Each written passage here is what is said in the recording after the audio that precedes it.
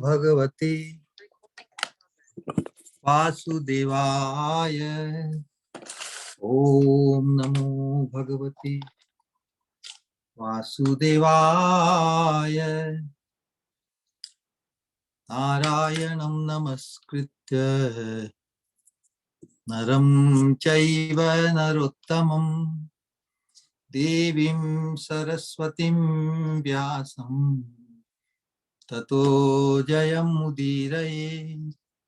नष्टप्रायेषु अभद्रेषु नित्यं भागवत सेवया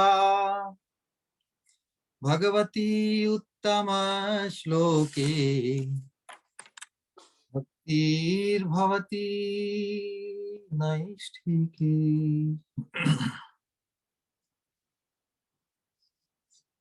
परम धर्म जो भागवत धर्म कहलाता है, उसके अनुशीलन के अंतर्गत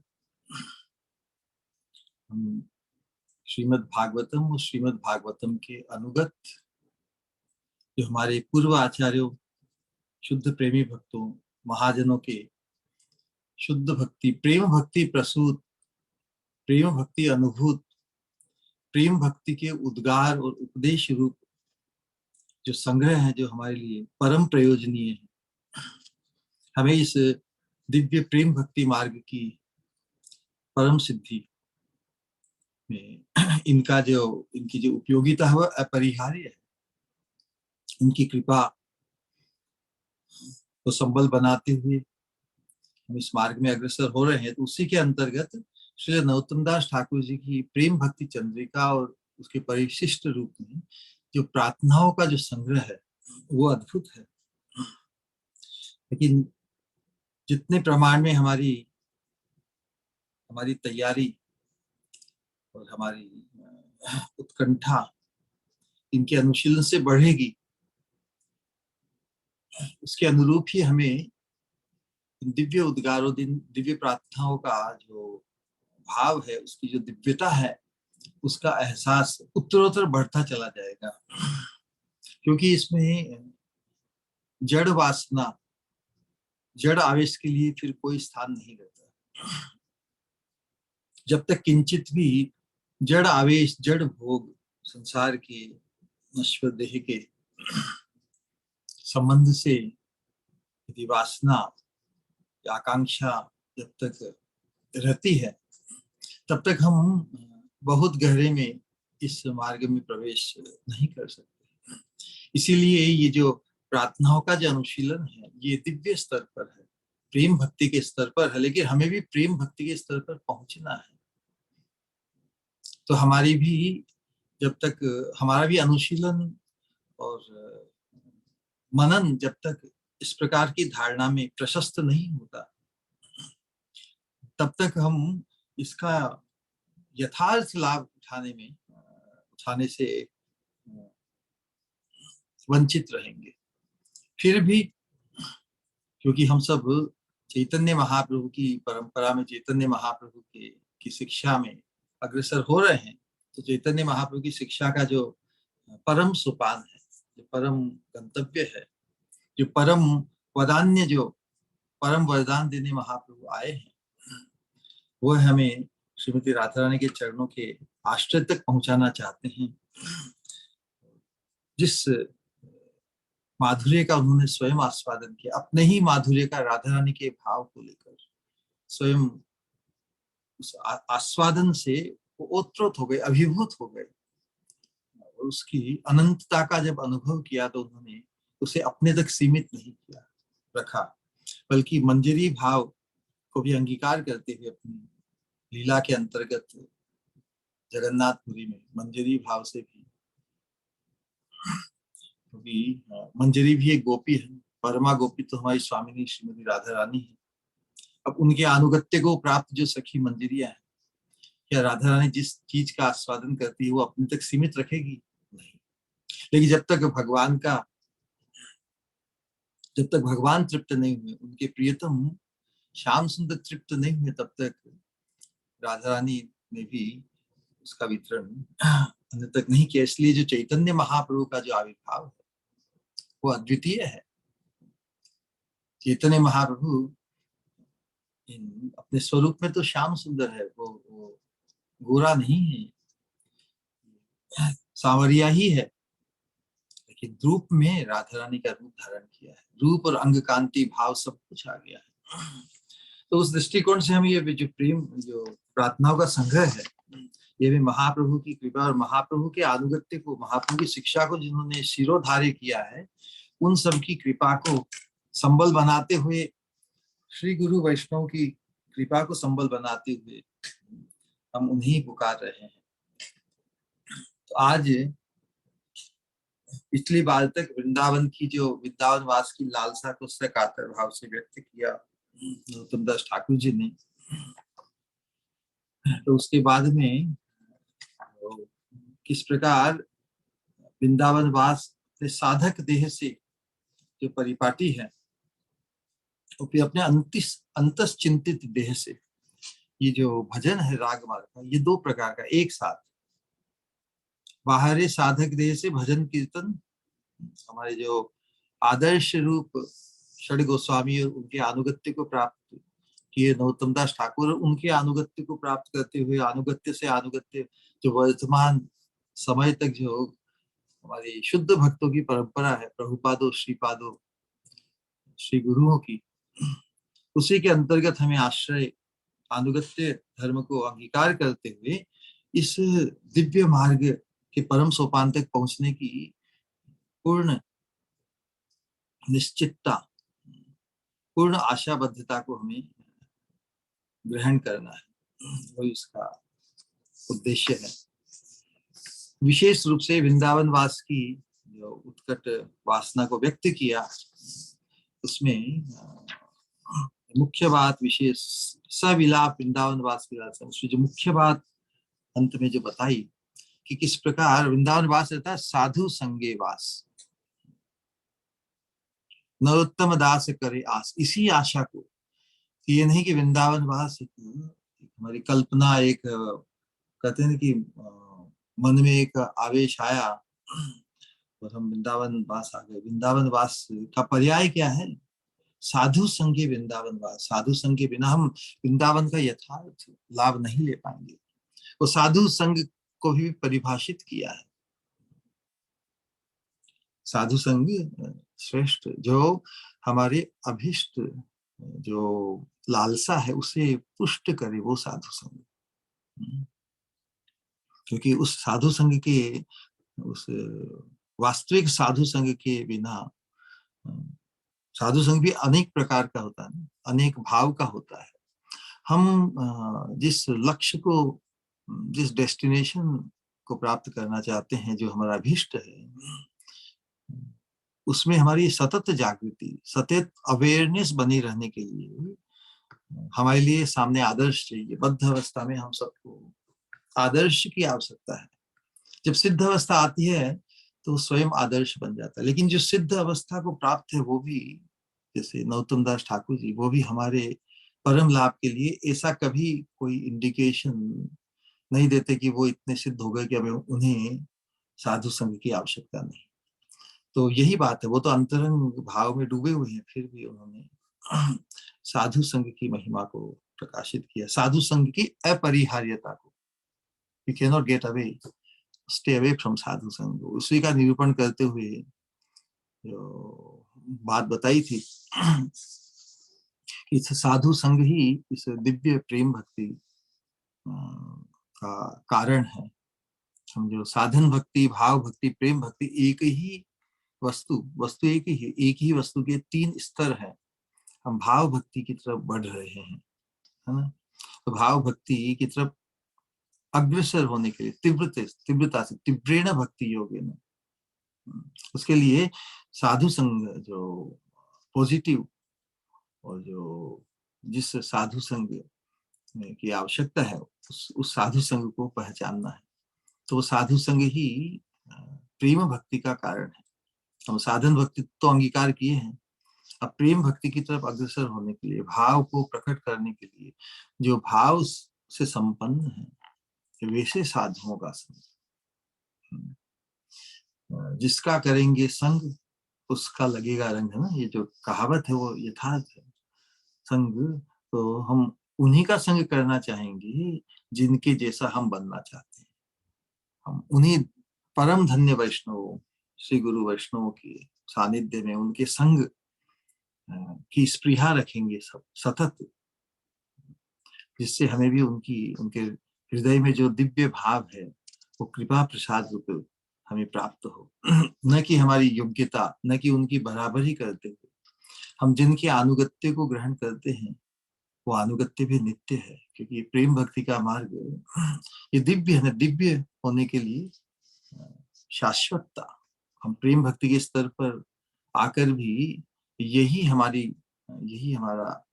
हमारी धारणा, यही हमारा जो एटीट्यूड है, जिनके अनुगत्य को हमने प्राप्त किया है, उनके अनुगत्य ही हम अपने आप को हमेशा मानते हैं, उनके अनुगत ही हम हमेशा उनको मानते हैं। तो उसी के अंतर्गत तो साधु संगे वृंदावन निवास नरोत्तम दास करी आस, विशिष्ट विशिष्ट भजनानंदी जो इस भाव विमग्न होकर अपने अंतस चिंतित देह से, उनका अंतस चिंतित देह जो चिन्मय है, जो मंजरी रूप है, उनके दर्शन से, किसी ऐसे महापुरुष का दर्शन करना भी संग है। नहीं तो हम हर किसी का तो दर्शन करने के लिए लोलुप नहीं होते ना, आतुर नहीं होते। तो ऐसे दिव्य महात्माओं का, उनका पूरा अस्तित्व ही चिन्मय है। उनके अस्तित्व से जो वाइब्रेशंस और जो प्रकाश छिटकता है, उस प्रकाश की दायरे में आने से हम भी, हमारे अंतर का भाव भी उज्जवल हो जाता है। तो ऐसे ही महापुरुषों का जो संग, वही विशिष्ट संग है। उनका स्पर्श भी हो, स्पर्श उनके चिन्मय देह का, अवस्था अनुरूप चरणों का स्पर्श, आलिंगन स्पर्श इत्यादि, जो भी हस्त कमल का स्पर्श, उनके मुखारविंद से हरि कथा का श्रवण, वो भी स्पर्श है। किसी तरह उनके चिन्मय, उनका जो चिन्मय अस्तित्व है, उसका उसका प्रकाश हमारे अस्तित्व में भी प्रवेश करे, यही आशा है ना? क्योंकि जो कृपा का द्वार वही है, संग द्वार है ना। ऐसे चिन्मय संग से ही हमारा जो भक्ति का जो भाव है पुष्ट होगा। तो हम समझ सकते हैं कि साधु संग की कितनी प्रबल शक्ति है। इसीलिए साधु संग न केवल भक्ति का कारण है, साधु संग भक्ति का ही कार्य भी है। तो साधु संग ही वास्तव में भक्ति है। भक्ति का पर्याय है वो साधु संग ही है। जो साधु संग में नहीं है वो, उसमें भक्ति है कि नहीं, ये संशय का विषय है। तो साधु संग ही साक्षात भक्ति है। इसे शास्त्र कहते हैं साधु संग। साधु संग सर्व शास्त्र का लव मात्र साधु संग। यथार्थ रियल साधु संग यदि लव मात्र भी हो जाए तो हमारा जो आकर्षण है साधु के प्रति, हमारी जो आसक्ति है साधु के प्रति, उसकी दिव्यता के प्रति, वो हमें खींच लेगी। लव मात्र साधु संग कृष्ण भक्ति है। तो जो वृंदावन वास में है, आज तक जितनी प्रार्थनाओं में वृंदावन वास की लालसा से कातर, विशेष रूप से विलाप पूर्वक जो वृंदावन वास की है, तो वैसे ही जो वृंदावन में वृंदावन की उसी महिमा में प्रतिष्ठित है जिनका चित्त, जिनकी बुद्धि, वैसे वृंदावन वासी साधु महात्माओं के संग की स्पृहा, अभिलाषा व्यक्त करते हुए हम साधकों को परम चेतना के लिए प्रेरित कर रहे हैं। दिव्य चेतना वो स्पृहा बनी रहे। और फिर विशेष रूप से साधु के लक्षण में कि जो साधु सदाचार निष्ठ, क्योंकि संग करने से ही पता पड़ता है व्यक्ति का, व्यक्ति के चरित्र का, व्यक्ति की मनसा। तो संग करने से, संग किए बिना हम साधु को यथार्थ में पहचान नहीं सकते। तो सदाचार निष्ठ हो, क्षीण दोषास्तु, सभी दोषों से जो मुक्त हो, विशेष रूप से ना। दोष क्या है साधु में? साधु श्रेष्ठ पद है। साधु मतलब शुद्ध पवित्र, और शुद्ध पवित्र वस्तु की तो पूजा होती है, लोग शुद्ध पवित्र वस्तु की पूजा करते हैं। लेकिन साधु दिखने में शुद्ध पवित्र होते हुए यदि उसके अंतर में पूजा प्रतिष्ठा, लाभ प्रतिष्ठा आदि की वासना यदि है, तो वो दोष है साधु में। इसलिए कहते साधव क्षीण दोषास्तु, दोषों से मुक्त। साधु तो नाम ही पवित्रता का आगार है, उसमें दोष का विचार कैसे? अंतर में, अंतर में ये वासना, लाभ पूजा प्रतिष्ठा आदि की वासना से जो रहित है वही साधु है। फिर दूसरा एक लक्षण के साधु अदोष दर्शन, व्यवहार में साधु का जो दृष्टिकोण है वो क्या है? ये संसार तो अनंत दोषों से, कले दोष निधे राजन अस्ति ही एको महान गुण। संसार की दृष्टिकोण से यदि हम कहीं भी देखें, आंख खोलते ही दोष सर्वत्र दृष्टिगोचर होता है, और अंतर में बुद्धि में द्वेष। तो दोष दृष्टि और द्वेष बुद्धि, इससे ओतप्रोत है ये यहाँ का परिवेश भौतिक जगत का, विशेष रूप से इस कलयुग में, है ना। लेकिन फिर भी जो वास्तविक साधु है वो इससे परिचित है कि सर, फिर भी मनुष्य मात्र में, साधक मात्र में साधु का दृष्टिकोण क्या होता है कि जो भी सत्संग में लाभ, जो भी सत्संग में थोड़ा भी अपने समय को, अपने आप का न्यौछावर करता है, उसके प्रति दृष्टिकोण साधु का यही होता है कि ये नहीं कि वो कितना दोष युक्त रहा, कितने उसमें दोष थे। हाँ, किसी व्यक्ति को जानते हैं कि कोई चोर रहा है, व्यभिचारी रहा है, या अनेक प्रकार के हम उसके पूर्व परिचय हो तो हम सोचे वो तो बुरा आदमी है। साधु की दृष्टि वो कभी नहीं हो सकती। साधु तो जो भी अपने संग से कृपा को ही लुटाते हैं, इसीलिए जो उनका आदर सत्कार नहीं करती, उनके प्रति भी साधु की तो कृपा दृष्टि ही होती है, अन्यथा वो साधु नहीं। कि वो साधु देखते हैं कि वो कैसा व्यक्ति था, इसकी कोई बात नहीं, उसका विचार नहीं, या कैसा है वर्तमान में उसका भी विचार नहीं। उसकी दृष्टि होती है वो क्या हो सकता है।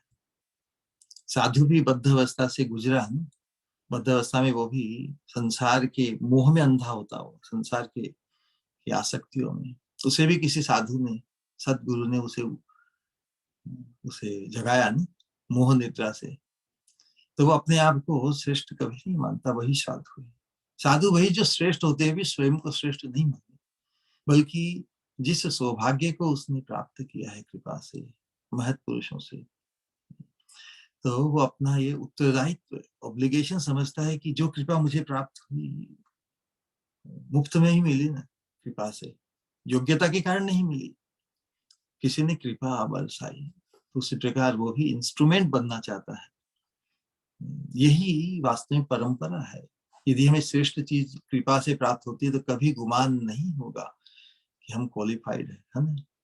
कृपा is the only thing in the world which is utterly unqualified.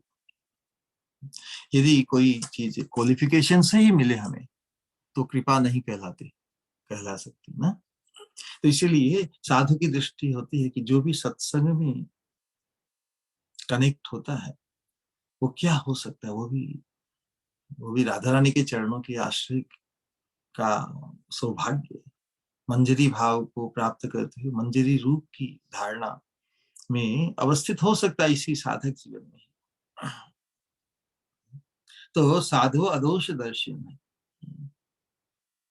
द्वेष मात्सर्य आदि दोषों से मुक्त है, अदोषदर्शी, ब्रजवास निष्ठ, भजनानंदी महानुभव है ना, वही यथार्थ संग योग्य। सजातीय आशय, रूप गोस्वामी भक्ति साम सिंधु में कहते हैं कि सजातीय आशय स्निग्ध स्वतोवर है साधु संग।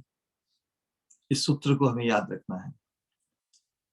स्वजातीय, जो अपने हृदय का भाव है, उसी भाव से संपन्न जिस साधु वैष्णव में हो, वही भाव मंजरी भाव, राधा रानी के चरणों की बाल्यदासी,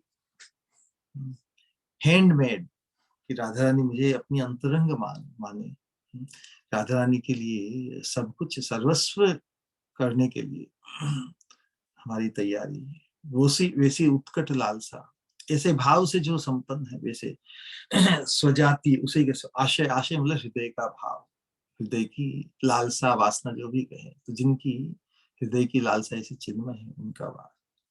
स्वजाति आशय स्निग्ध, जिनका भाव व्यवहार हमारे प्रति स्निग्ध हो, मतलब प्रेममय हो, एप्रिशिएटिव हो। स्निग्ध स्वतोवर है, और जिन्हें हम अपने से सहज ही श्रेष्ठ माने, स्वतोवर है। ऐसा साधु संग यदि उपलब्ध हो जाए, ऐसा भाव किसी वैष्णव के प्रति हमारा यदि दृष्टिगोचर होता है, तो ये हमें इस प्रेम भक्ति मार्ग प्रार्थना का जो भाव है, उसे हृदयंगम करने में बहुत ही उपयुक्त होगा। तो उसी साधु संग की इच्छा व्यक्त करते हुए, आशा को व्यक्त करते हुए, अब वो अंतरंग भजन की तरफ बढ़ रहे हैं। आज से लेकर जितनी भी प्रार्थना है, वो सब अंतरंग भजन की है। ये प्रार्थनाओं का जिसका निरूपण प्रेम भक्ति चंद्रिका में बहुत बार हो चुका है, लेकिन प्रार्थना के माध्यम से जो अपने अंतश्चिंतित देह से जो संग है, उस संग की स्पृहा कर रहे हैं। इस साधक देह से वृंदावन में तो वास की लालसा हो गया, वृंदावन में रहते हुए किस प्रकार भजन, अंतरंग भजन है, उसको यहाँ प्रकाशित किया गया है। बहुत ही अद्भुत है। तो आज जो प्रार्थना है, उसका नाम है श्री रूप रति मंजरियों के प्रति विज्ञप्ति।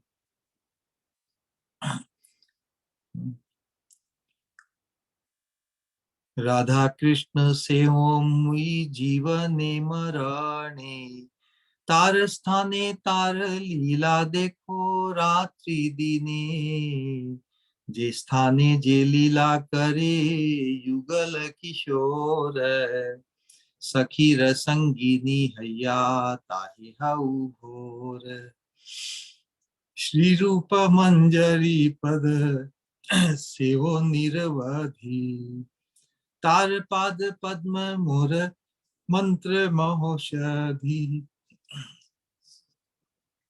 श्रीरति मंजरी देवी करो मोरे दया, अनुक्षण देहो तुया पाद पद्म छाया, श्रीरस मंजरी देवी करो अवधान, अनुक्षण देहो तुया पाद पद्म ध्यान, वृंदावने नित्य नित्य जुगल विलास, प्रार्थना करे सदा नरोत्तम दास।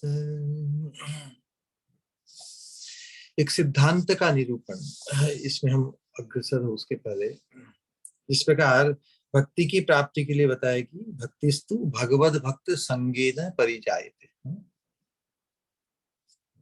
भक्ति का प्रादुर्भाव, आविर्भाव हमारे साधक में, व्यक्ति में कैसे होता है कि भक्तिस्तु भगवद भक्त संग, भगवत भक्त के संग में, और जिस भाव का भक्त होगा, उनके संग से ही भक्ति का प्रादुर्भाव हमारे हृदय में होगा। तो सत्संग की प्राप्ति किस प्रकार होती है? सत्संग प्राप्यते पुंभी सुकृतै पूर्व संचितै। ये जो सत्संग लाभ हमें सबको हो रहा है, पूर्व जन्म में हमारा कुछ कनेक्शन है, पूर्व जन्म के सत्संग के संस्कार। वो सत्संग का संस्कार कभी भी क्षीण नहीं होता या क्षय नहीं होता, उसका वो अक्षय है, अच्युत नहीं होता। दूसरे जो कर्म फल है, उनका भोग लेके फिर वो छूट जाते हैं। कर्म फल को भोग लिया तो वो कर्म फल चला गया, लेकिन सत्संग किंचित भी पूर्व जन्म में या पूर्व काल में किया है, उसके प्रभाव से ही हमें वर्तमान में सत्संग प्राप्त हो रहा है। इस चीज को समझना होगा।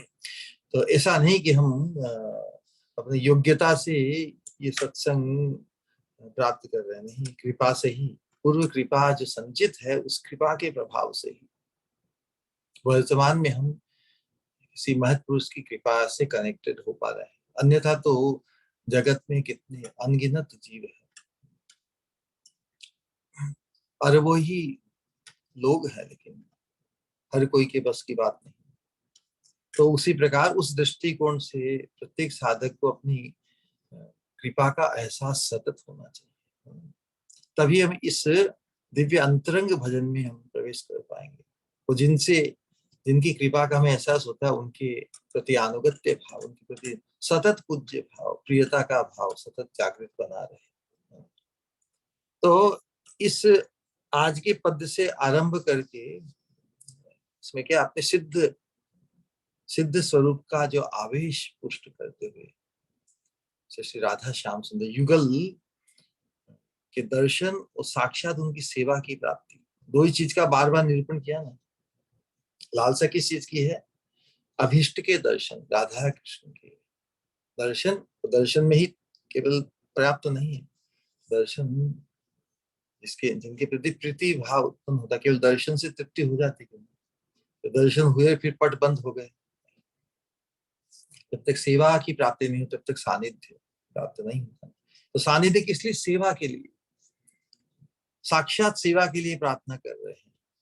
तो पहले कहेगी राधा कृष्ण सेवो मुहि जीवने मरणे, तार स्थाने तार लीला देखो रात्रि में। आने वाली प्रार्थना यही होगी, राधा कृष्ण प्राण मोर जुगल किशोर। परसों के दिन वही प्रार्थना आ रही है, उसी अंतरंग भजन में ही। तार स्थाने तार लीला देखो रात्रि में। तो ये जो मंजरी भाव की जो उपासना है, इसका यही स्वरूप है। हम जो गौड़ीय वैष्णव साधक हैं, जीवने मरणे गति आर नाही मोर। वर्तमान जीते हुए मतलब इस साधक देह में रहते हुए, साधक देह में रहते हुए हमें हमारा जो सिद्ध भाव है, जो सिद्ध स्वरूप है, सिद्ध रूप की धारणा, उसको पुष्ट करना है। क्योंकि इस पंचभौतिक देह से तो हम साक्षात युगल तो चिन्मय स्वरूप है उसका। तो हमें भी चिन्मय देह की धारणा को पुष्ट करने के लिए ही ये मंजरी भाव की साधना है।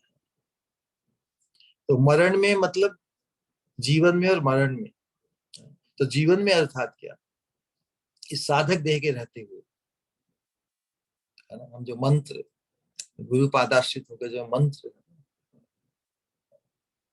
जैसे साधना के अंतर्गत इस अंतरंग भाव और अपने अस्तित्व को पवित्र, चिन्मय और अपने स्वरूप के अनुरूप उस रूप की धारणा में अग्रसर होने के लिए जो मंत्र उच्चारण, गायत्री मंत्र अनेक प्रकार के होते हैं।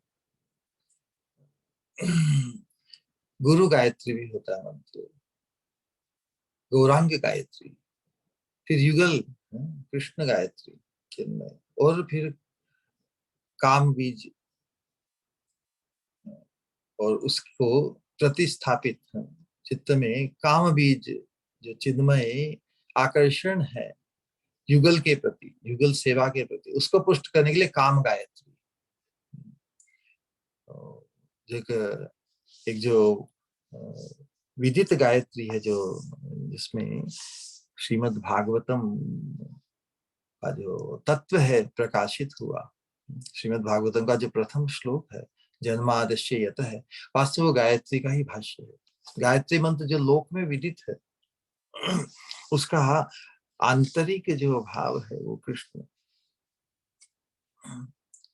भगवान कृष्ण के प्रति जो हमारा आश्रय है, तो उसमें जो तीन तत्व है ना, संबंध ज्ञान, तो गायत्री मंत्र में जो भाव है, संबंध ज्ञान, अभिधेय और प्रयोजन, तीनों को व्यक्त किया गया है।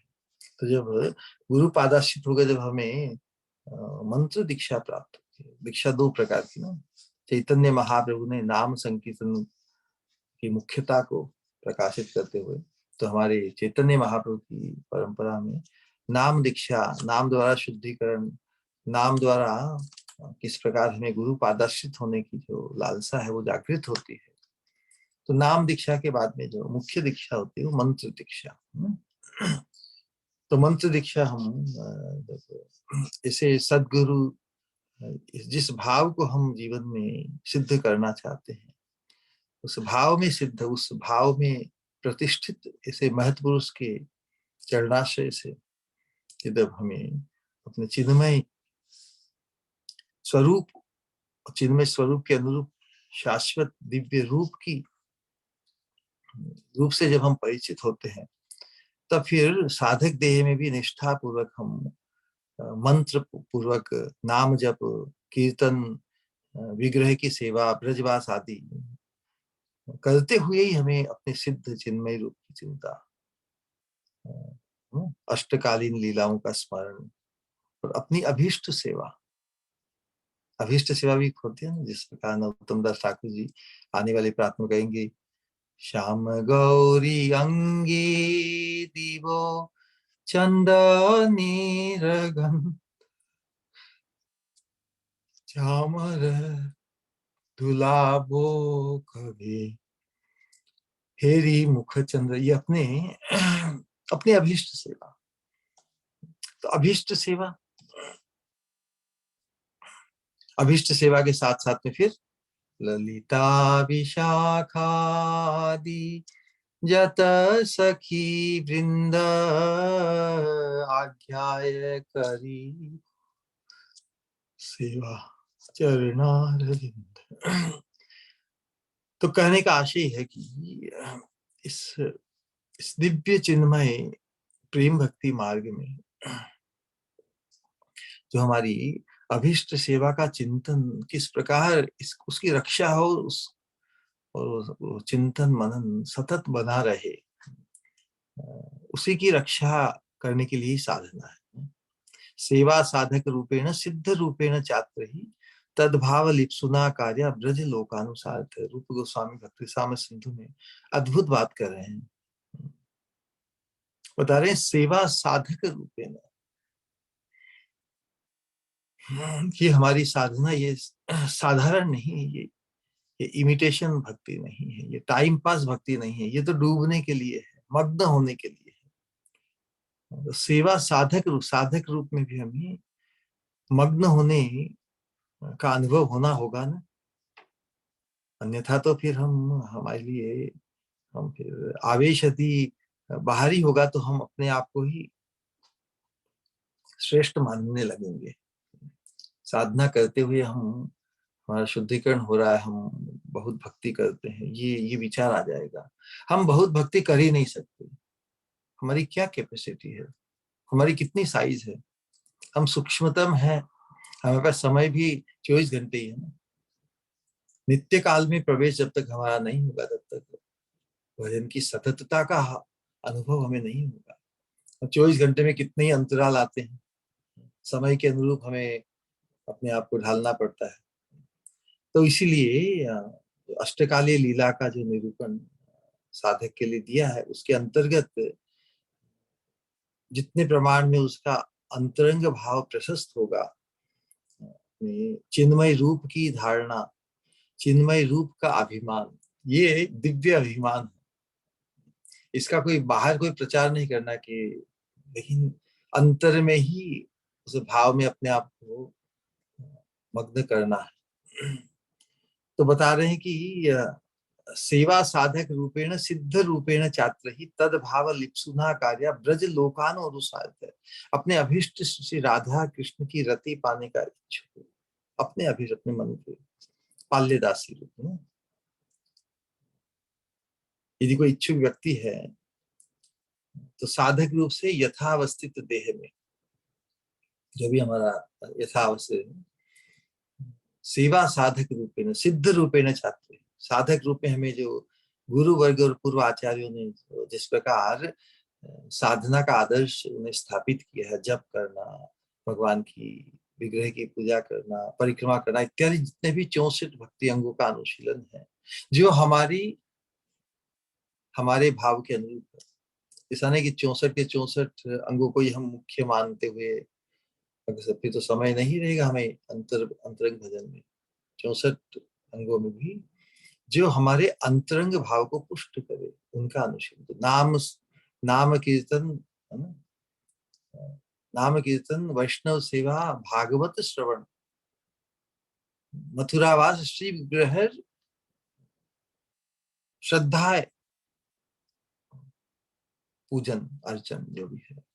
तो 5 जो मुख्य भक्ति के अन्यतम है, उनका अनुशीलन बहुत ही इस अंतरंग भाव को पुष्ट करने के लिए बहुत उपयोगी है। तो ये तो हुआ साधक रूप से, अपने यथावस्थित देह से। और सिद्ध रूप से क्या है, जो मंजरी रूप की धारणा, गुरु प्रदत्त मंजरी स्वरूप, सदगुरु ही उस हमारे चिन्मय रूप को की धारणा को प्रकाशित करेंगे, है ना। तो यथावस्थित देह से और सिद्ध रूपेण चात्म, सिद्ध रूप से, तो साधक रूप से तो हम क्या, श्री रूप सनातन और जो उनके अनुगत्य को प्राप्त हुए सभी जो महत्पुरुष है, उनके आदर्श को अपनाएंगे। और सिद्ध देह से ललिता, विशाखा, रति मंजरी, रूप मंजरी आदि उसी बात को यहाँ पर आगे बढ़ा रहे हैं।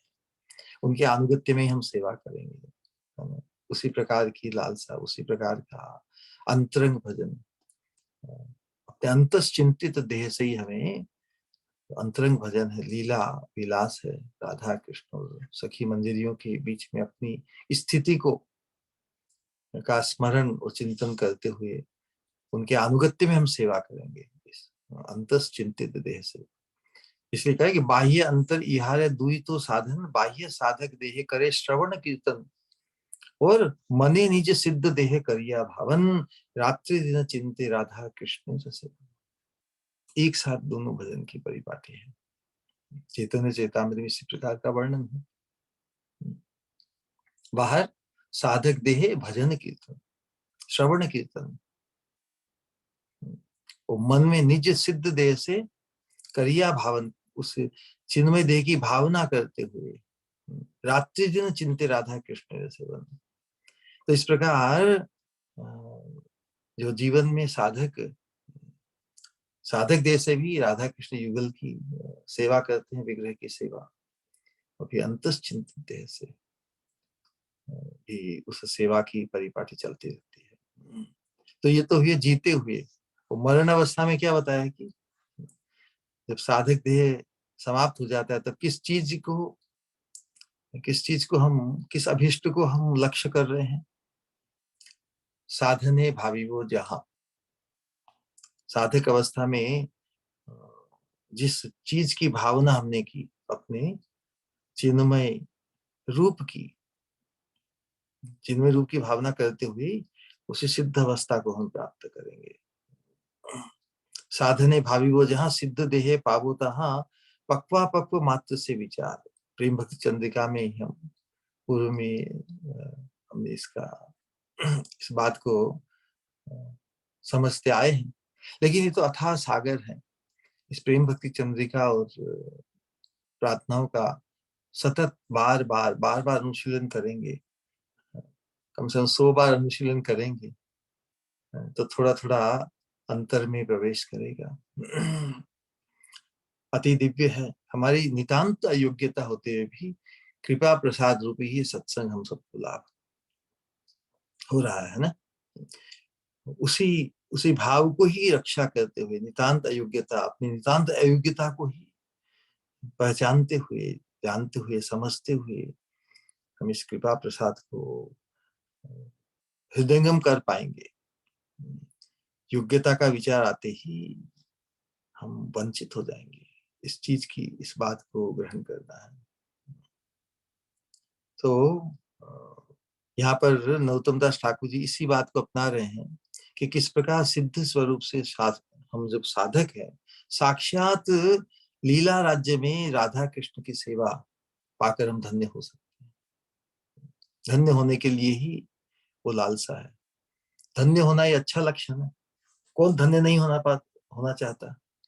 धन्य होना लक्ष्य होना। तो हमारी धन्यता किसमें है कि हमें साक्षात अपने चिन्मय देह की प्राप्ति पूर्वक हमें राधा कृष्ण की युगल की प्रीतिमय सेवा सौभाग्य और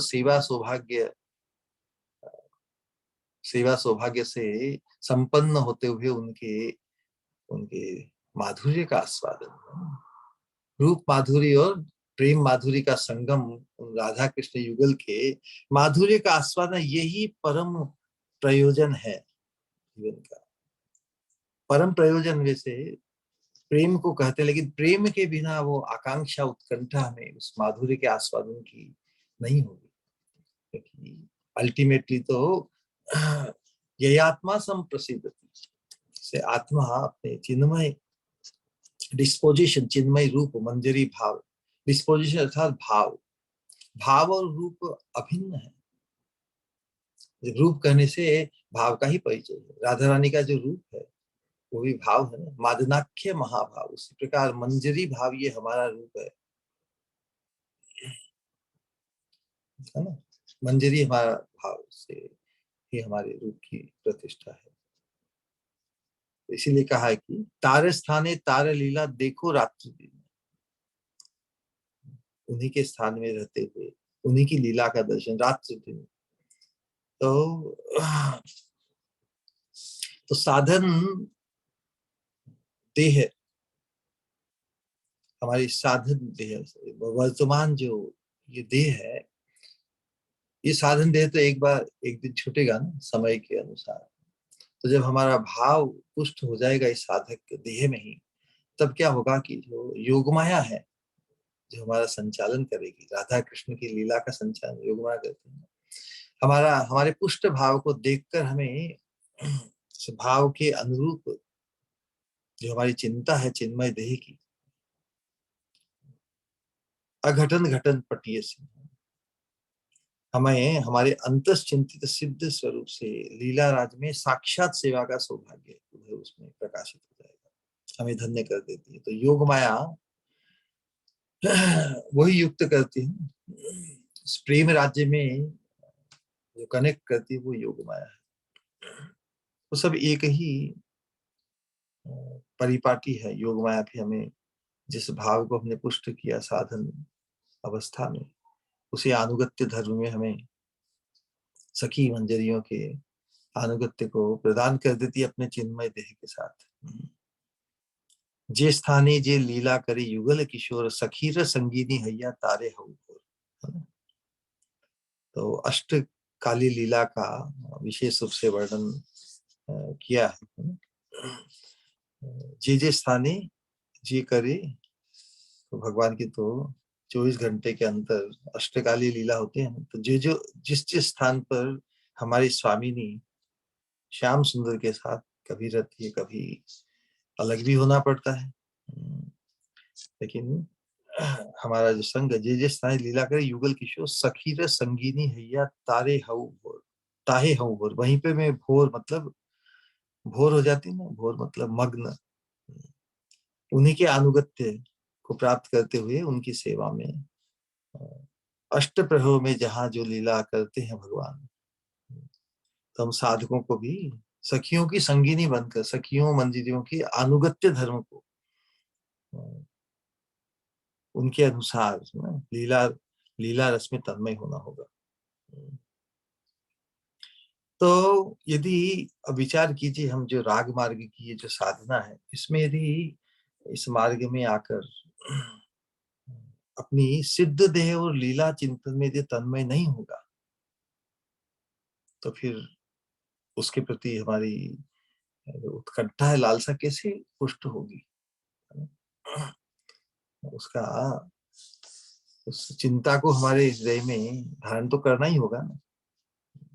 यही तो रागानु का साधना, ये मुख्य रूप से मनन से है, कॉन्टेम्पलेशन से है, अपने चिन्मय भाव और रूप की धारणा, चिन्मय भाव को पुष्ट करना है इस प्रकार अंतरंग भजन से। और अंतरंग भजन को पुष्ट करने के लिए ही आज तक जो बड़ी ही सविलाप वृंदावन वास की लालसा, अपने अंतस चिंतन सिद्ध देह की चिंता को पुष्ट करने के लिए प्रतिवास है। उसके बिना हम रागानु का भजन में अग्रसर नहीं हो सकते। केवल श्रवण करके सोच लिया कि ठीक है, बहुत ऊंची बात है, बहुत हमारे बस की बात नहीं है। हमारे लिए ही तो है, कृपा से क्या असंभव है। कितनी भी योग्यता भौतिक जगत में हम अर्जित करके भी जब तक हमें कृपा के प्रति कुछ चीज तो कृपा से ही प्राप्त होती है, तो इस बात को हमें हृदय में बिठा लेना है कि ये राग मार्ग की सिद्धि, ये कृपा सिद्ध है, ये साधन सिद्ध नहीं है। साधना तो अपने आप को ढालने के लिए ही है, अपनी नितांत योग्यता का से परिचित होने के लिए ही साधना है, भजन की इत्यादि, जिससे हम पुकार सके। ये इतनी दिव्य है, जिस अभिष्ट को हम लक्ष्य कर रहे हैं वो अमूल्य है ना, प्राइसलेस है। प्राइसलेस कहना है तो साधारण जैसी चीज लगती है, वास्तव में प्राइसलेस है। इसकी कीमत हम किसी भी योग्यता को अर्जित करके नहीं चुका सकते। कातर प्रार्थनाओं का जो व्यक्त किया गया है नरोत्तम दास ठाकुर जी के द्वारा, वही स्थिति हमारी होनी चाहिए। योग्यता का विचार बिल्कुल जड़ मूल से उखड़ जाना चाहिए।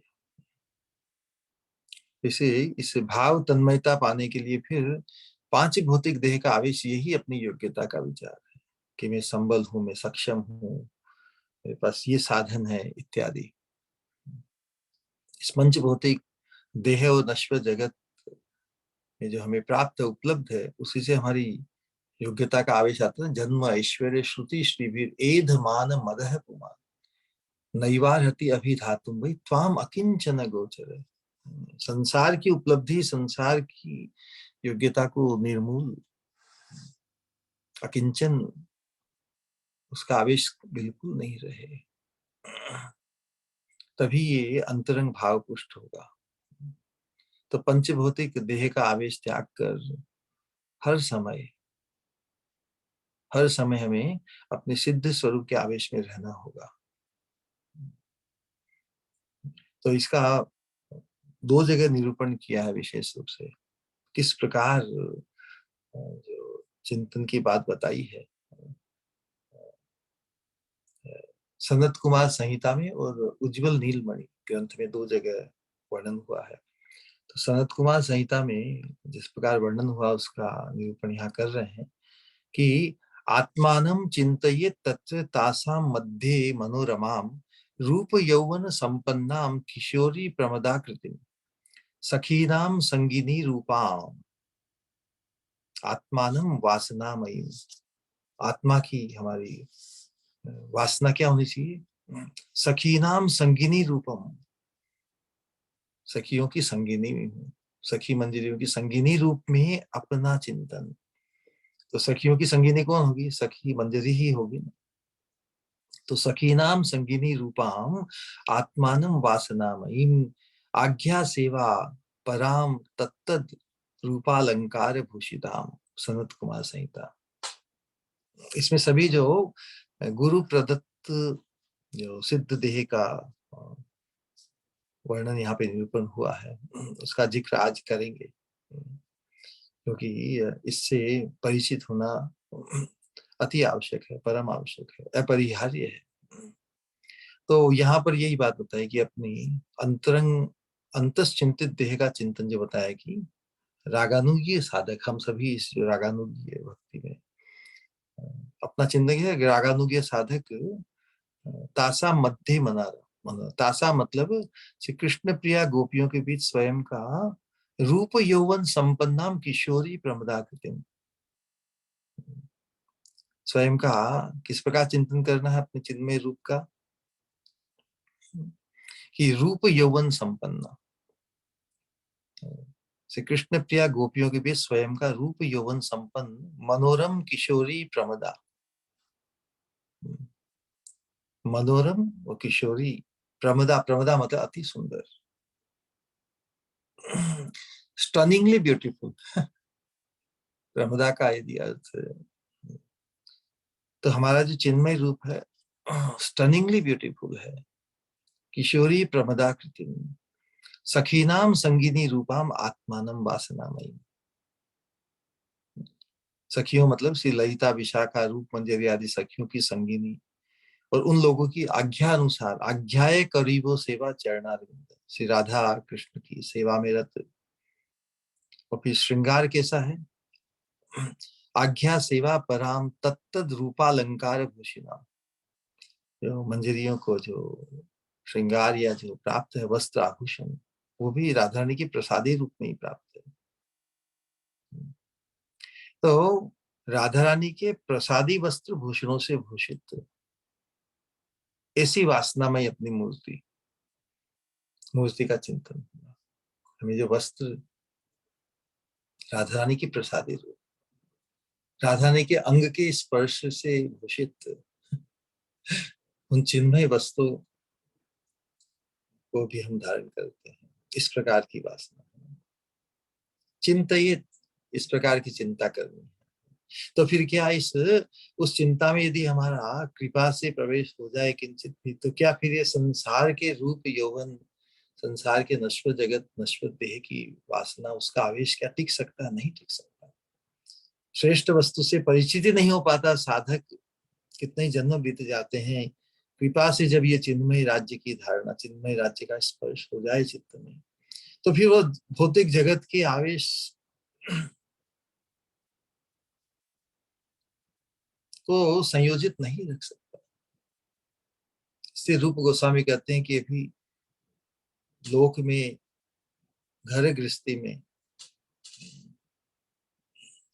तुम्हारी प्रीति है तो एक सलाह है कि तुम वृंदावन मत जाना, केशी घाट पर जो तिरछी नजरों से देखता हुआ वंशी वदन पालन करते हुए गोविंद से चार आंख मत कर देना, उनकी तरफ मत देखना। बंधु संगे स्थिरंगे, बंधु बांधवों में, घर परिवार गृहस्थी में यदि तुम्हारी आसक्ति है तो एक सलाह दी है विपरीत भाव से। सलाह यही कि अवश्य जाना, यदि घर गृहस्थी जंजाल और संसार के आवेश से, संसार की आसक्ति से भी मुक्त होना है तो अवश्य वृंदावन जाकर श्री गोविंद के चक्कर में आ जाना। तो यही कहने का आशय है। फिर चिन्मयता का एहसास होते ही फिर हम एक साथ तो दो चीज को, एक साथ दो विपरीत चीज तो नहीं समा सकते ना चित्त में। आसक्ति एक साथ दो विपरीत वस्तु में नहीं हो सकती। तो ये चिंता हमें अपने अंतस सिद्ध देह में आसक्त करेगी। तो चिंतित का तात्पर्य यही है कि जो नित्य सिद्धा मंजरिया है, रूप मंजरी, रति मंजरी आदि, उनके सदृश, उनके जैसा ही भाव रूप, वैसा ही रूप हमें भी प्राप्त है। वैसे ही रूप में हम अपने आप का चिंतन करेंगे, दर्शन करेंगे, साक्षात्कार करेंगे, अनुभव करेंगे। तो उस भाव और रूप से संपन्न हमारा अस्तित्व है, देह है। वो देह ही मैं देही हूं। वहां पर देह देही विभागोयम नेश्वरे विद्यते क्वचित्। यहाँ पर तो मैं और मेरा ये शरीर दो चीज है, दो वस्तु है। चिन्मय राज्य में देह देही का विभाग नहीं, क्योंकि अलग है ही नहीं। तो देह ही मैं हूं। इस भौतिक जगत में हम हमें साधना क्रम में कहते हैं मैं ये शरीर नहीं, मैं ये शरीर नहीं, मैं आत्मा हूं, मैं आत्मा हूं। आत्मा कहने का तात्पर्य है व्यक्ति। आत्मा कहने से इस रागनों का मार्ग में चिन्मय देहधारी मंजरी हूं।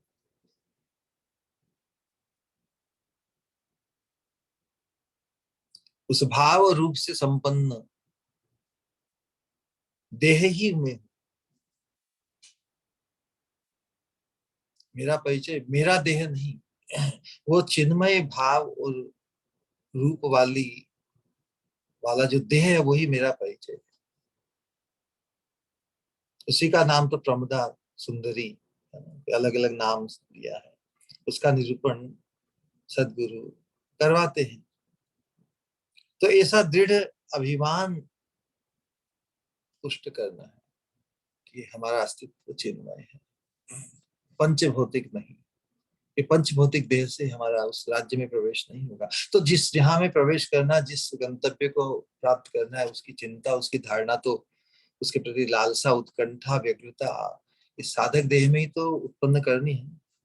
इसीलिए दो प्रकार की साधना है कि बाहर भजन साधन करेंगे और अंतरंग भजन को ही मुख्य बनाने के लिए अग्रसर होंगे। अनेक प्रकार यही बताया है कि अपने चिन्मय रूप की जो धारणा, समय तो सीमित है, उसी प्रकार का निरूपण हम प्रेम भक्ति चंद्रिका के अंतर्गत करते आए हैं। फिर भी एक सहज उसको प्रकाशित करने में, तो वास्तव में ये जो कृपा है ये गुरु प्रदत्त ही है। वहां पर वर्णन है कि श्री गुरोस चरणाम भोजे कृपा सिक्त कलेवर। श्री गुरोश्च चरणाम भोजे कृपा सिक्त, श्री गुरुदेव की चरणों की कृपा। श्री गुरोस चरणाम भोजे कृपा सिक्त कलेवरम कलेवरम किशोरीम गोप वनिताम नाना अलंकार भूषिताम पृथु तुंग कुच द्वंद्वाम चतु चतुष्षष्टि कलान्वितम। ये अपने रूप की चिंता है। इस प्रकार दिव्यांगना, दिव्यांगना कितना उसका दिव्य चिन्हमय कलेवर है। चतुष्षष्टि कलान्वितम, सभी कलाओं से, दिव्य कलाओं से युक्त है।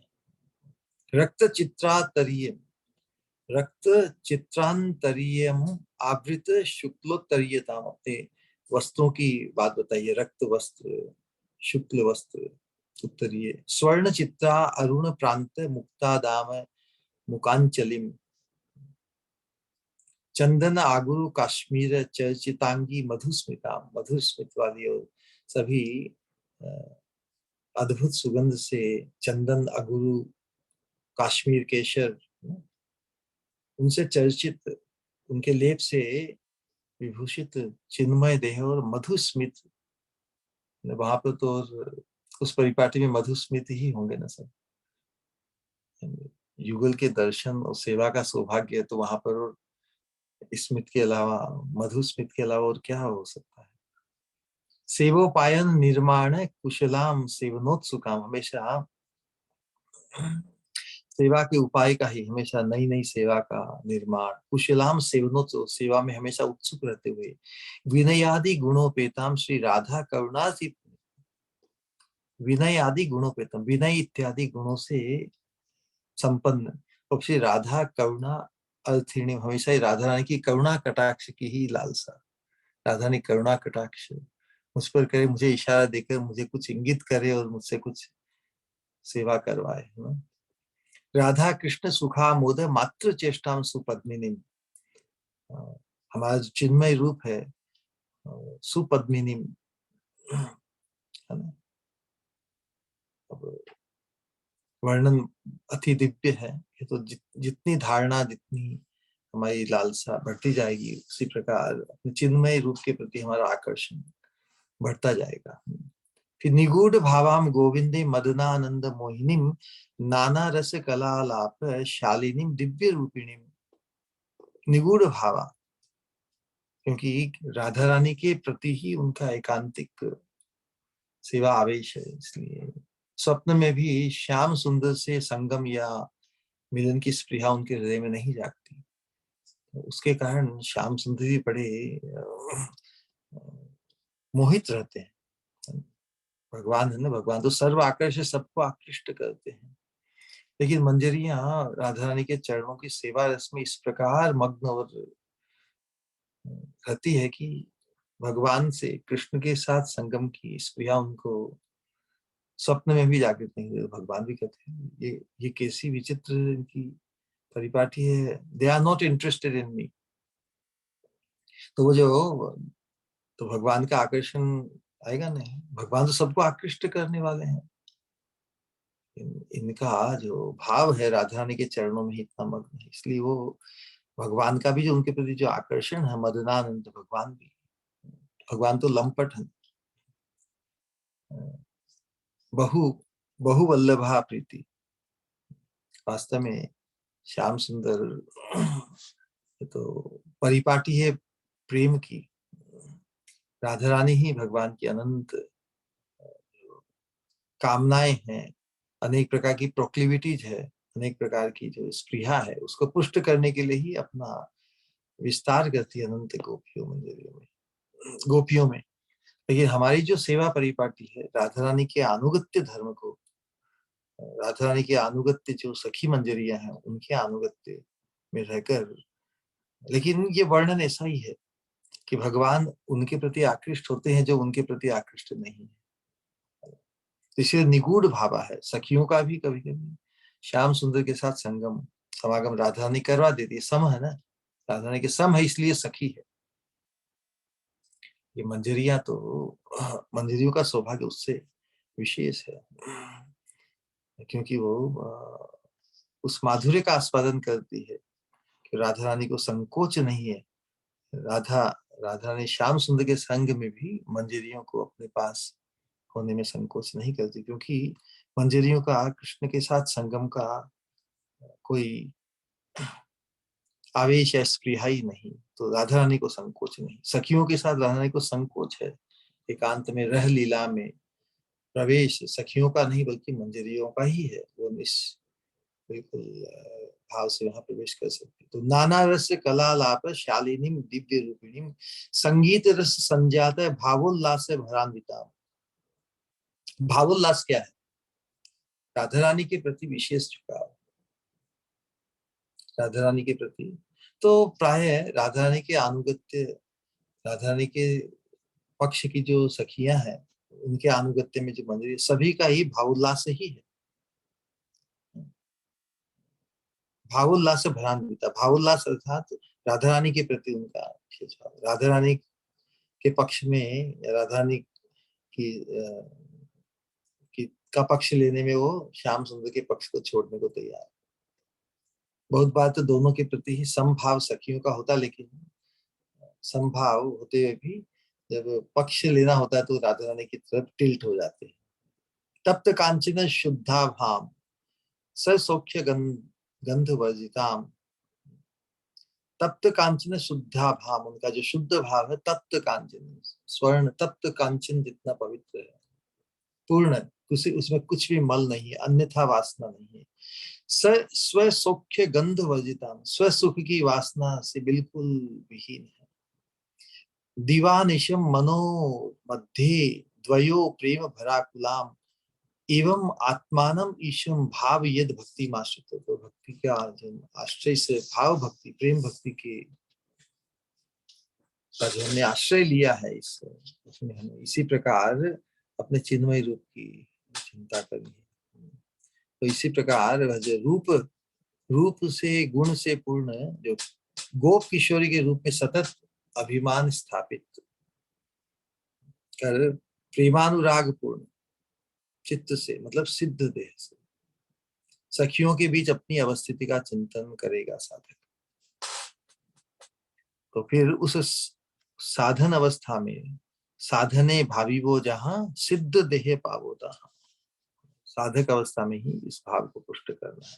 तो इस प्रकार निरूपण, उसके बाद फिर जो चिन्मय भाव का जो परिचय हमारे आचार्य ने हम सबके लाभ के लिए जो बताया उसका भी निरूपण कर दे। समय तो बहुत सीमित है, फिर भी यही है कि साधक गुरु प्रदत्त एकादश भावों का निरूपण हमारे शास्त्रों में किया है।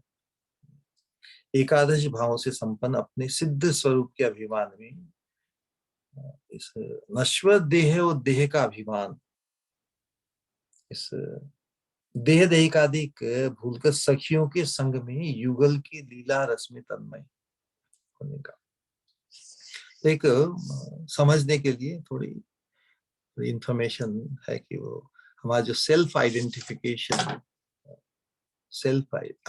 अपना है, वो 11 प्रकार के जो भाव है ना, एकादश भाव सिद्ध देह के। सो सिद्ध देह के एकादश भाव क्या है?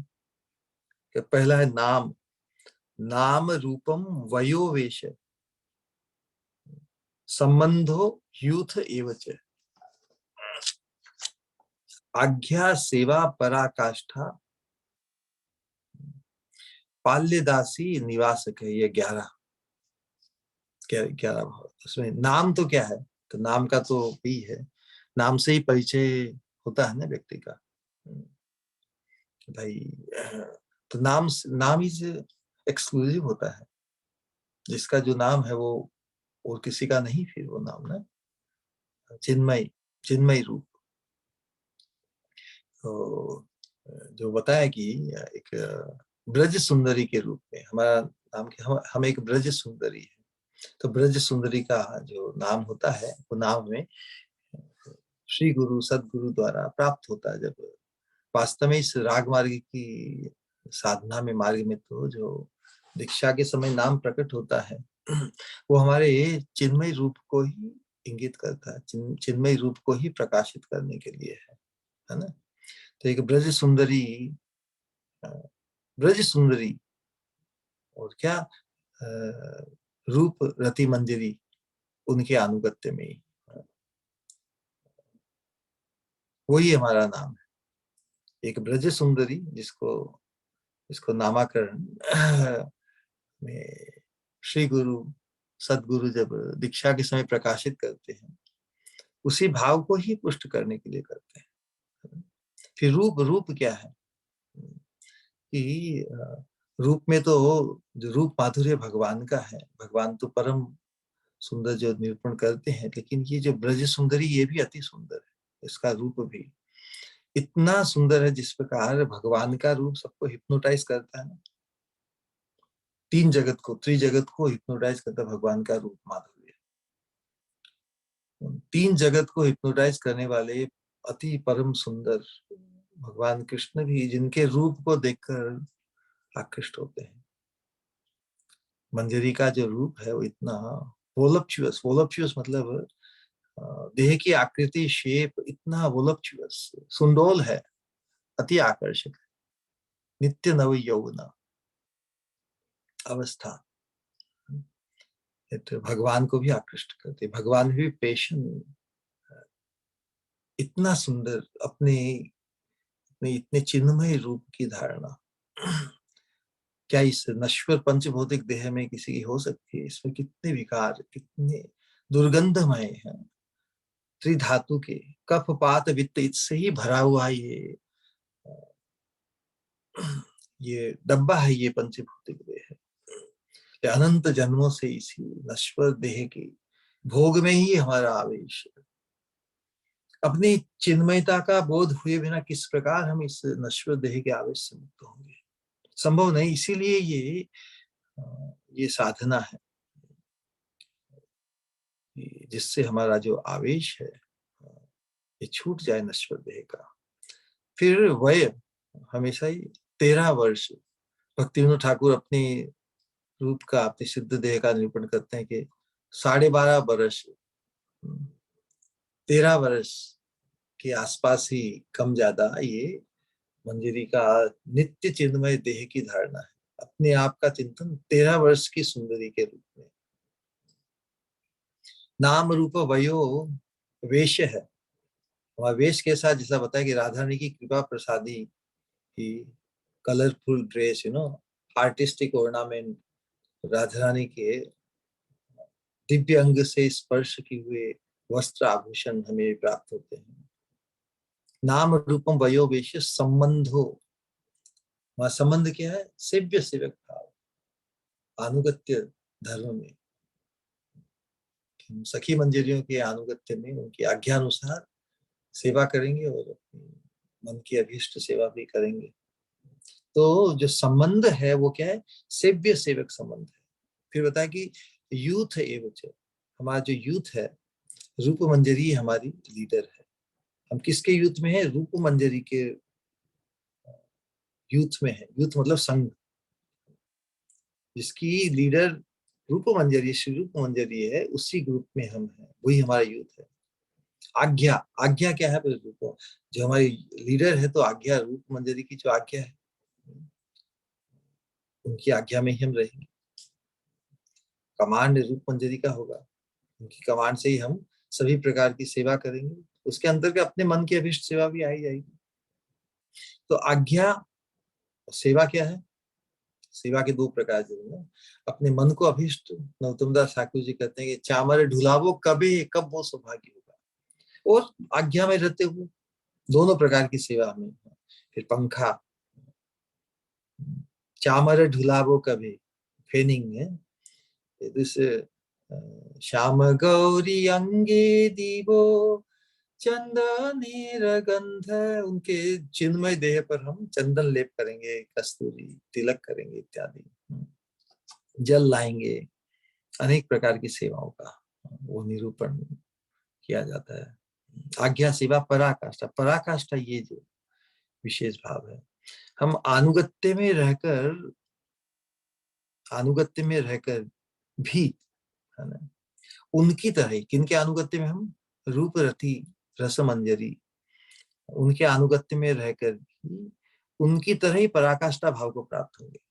ऐसा नहीं कि हमें भी वो सौभाग्य प्राप्त नहीं होगा। जिस पराकाष्ठा भाव को, पाल्यदासी भाव को, राधा रानी की अंतरंग बनने का जो पराकाष्ठा भाव है वो हमें भी प्राप्त होगा, है ना, क्योंकि वो एक ही परिपाटी है। तो पराकाष्ठा था अर्थात वही आज्ञा सेवा पराकाष्ठा, उसी भाव को, उसी सौभाग्य से हम भी संपन्न होंगे जो सौभाग्य रूप रति मंजरी का है, ये कहने का तात्पर्य है। तो इस तरह स्वयं का ध्यान करता है। तो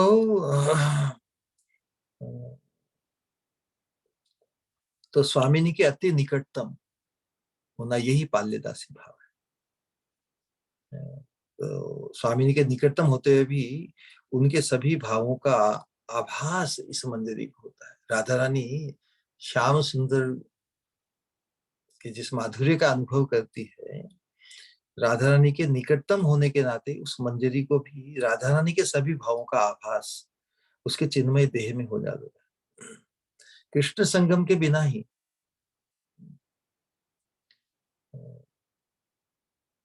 फिर भी वो मंजरी अपनी स्वामिनी के आश्रय में उनके द्वारा ही रक्षित होकर रहती है।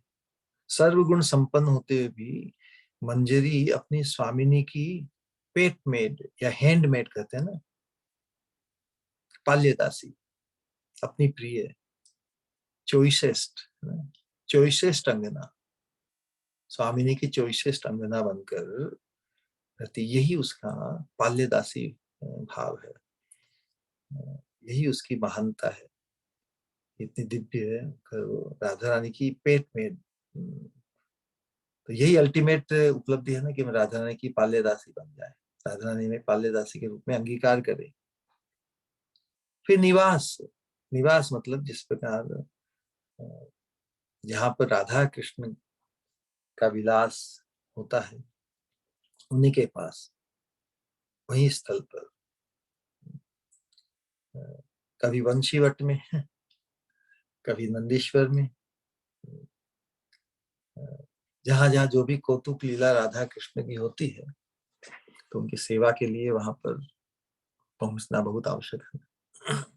तो इसी प्रकार अपने अंतःचिंतित देह की धारणा, ये तो अनुशीलन जिस प्रकार हम बार बार प्रेम भक्ति चंद्रिका और प्रार्थनाओं का करेंगे, तो सहज ही उन महत् पुरुषों की कृपा, उन्होंने कृपा प्रसाद हमारे लिए छोड़ दिया ना, तो उनके अनुगत्य को हम संबल बनाते हुए, उनकी कृपा को संबल बनाते हुए ये समझ अपने अंतःचिंतित देह की सहज ही पुष्ट होती जाएगी। तो बाद में फिर नरोत्तम दास ठाकुर जी कहते हैं कि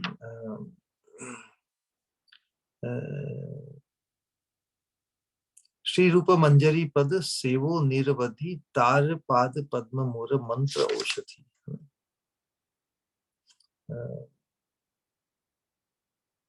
अपने मंजरी स्वरूप में तन्मय होकर जो युगल की रूप गुण लीला माधुरी और सेवा माधुरी के आस्वादन की आकांक्षा से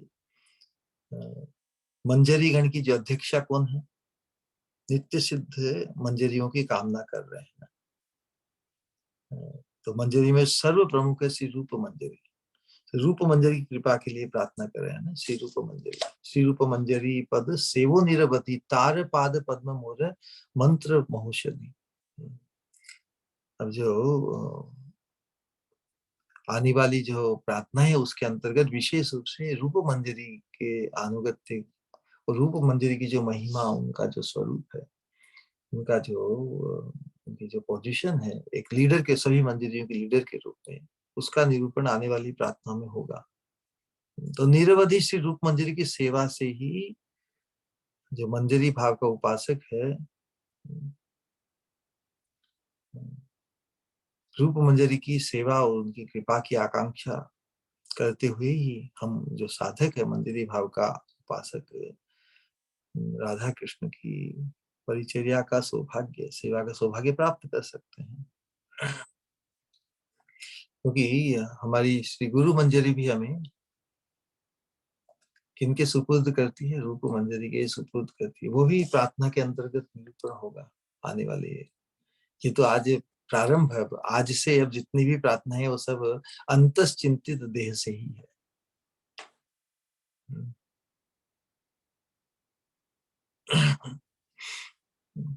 तो इस प्रकार की चिंता से रूप मंजरी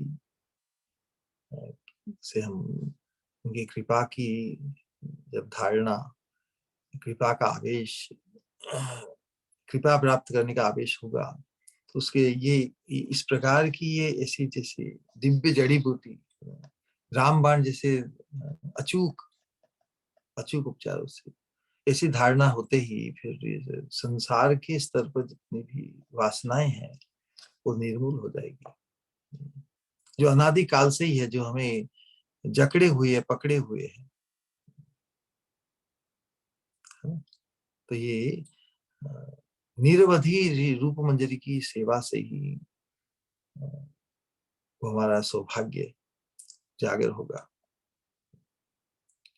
रूप मंजरी की चरणों की सेवा से साधक की अनादि काल की दुरारोग्य, भव व्याधि अनायास नष्ट हो जाएगी, अर्थात उसका जो इस नश्वर देह का और देह से संबंधित जो आवेश है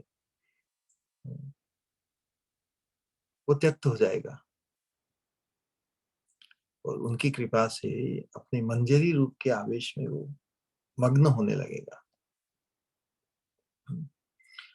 उसी के अनुरूप मंत्र, साधक के लिए जो मंत्र की जो व्यवस्था है, मंत्र क्या, जो मुक्त करे। कहाँ से मुक्त करे? जहां पे हम फंसे हुए हैं वहां से मुक्त करे। कहाँ हमारी फंसावट है? अनंत काल से नश्वर जगत के ही आवेश में।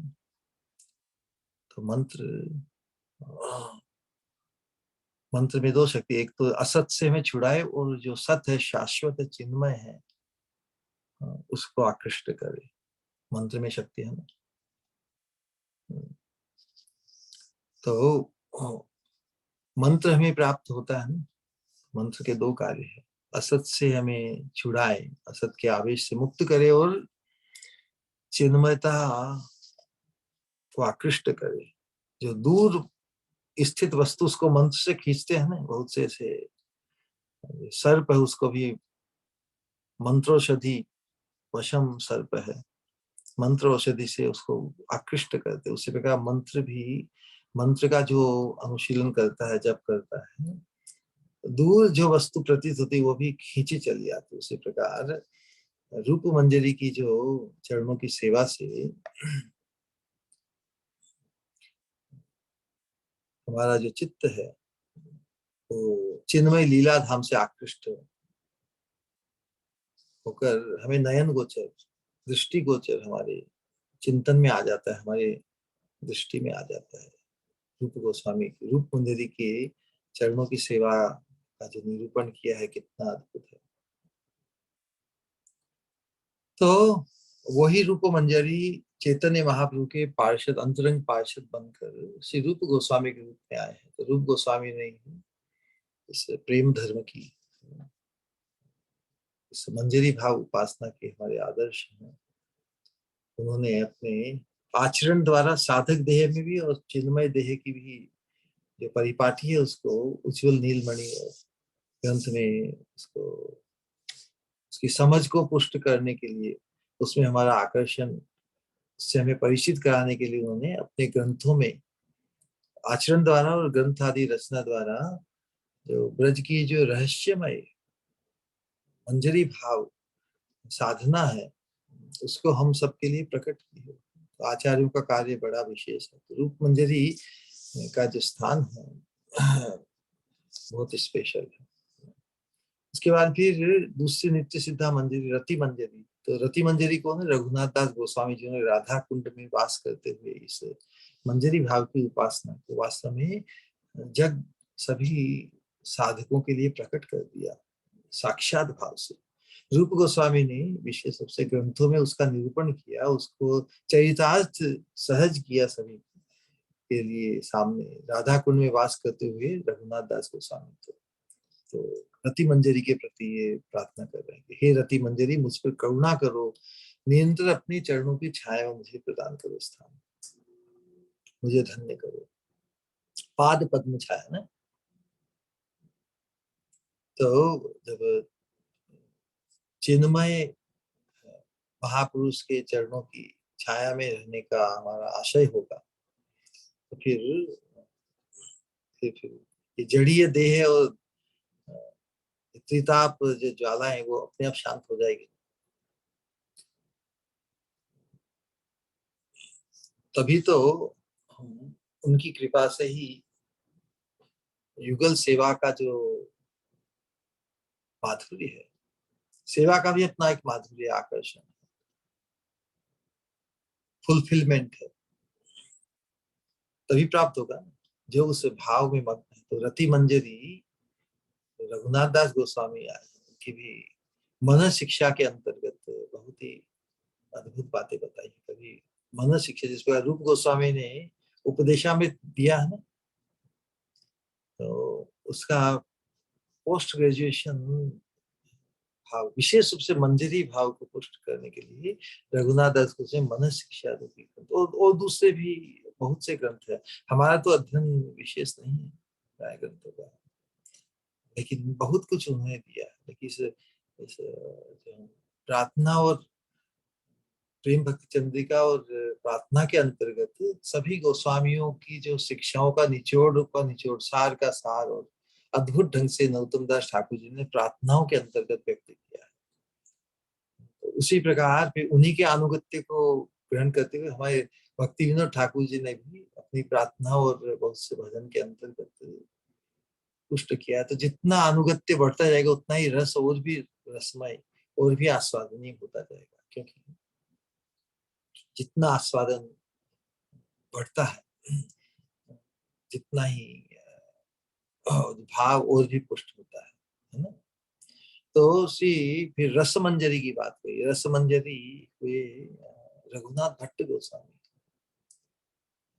भागवतम का अनुशीलन उनका, भागवत में उनका इतना अधिकार था कि बाकी सब गोस्वामीगण वृंदावन में उनसे उनके मुखारविंद से भागवत श्रवण करते थे।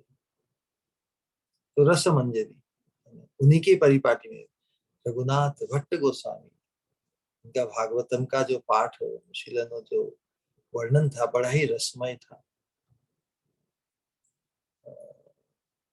क्योंकि राधा कृष्ण की लीला रस माधुर्य सेवा रस के आस्वादन का सौभाग्य जो हम प्राप्त करना चाहते हैं, तो और भागवतम का जो अनुशीलन है जिस प्रकार रघुनाथ भट्ट गोस्वामी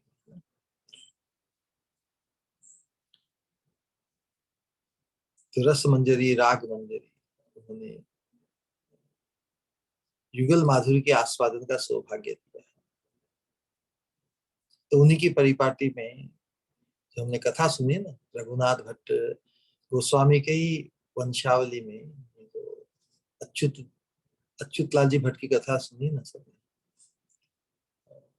उसी परिपाटी मंजरी भाव को ही पुष्ट करने वाली युगल रस माधुरी के आस्वादन का सौभाग्य महत्व पुरुषों से मिला है। तो नरोत्तम दास ठाकुर जी वृंदावन में उसी सौभाग्य के लिए, उसी सौभाग्य को प्राप्त करने के लिए इन नित्य सिद्ध मंजरियों से के चरणों में प्रार्थना करें। वो स्वयं भी नित्य सिद्ध मंजरी है ना। तो वृंदावन नित्य नित्य युगल विलास प्रार्थना करे सदा नरोत्तम दास। इसी बात को प्रकाशित किया है। सब्जेक्ट मैटर बहुत गहन है, बहुत डीप है।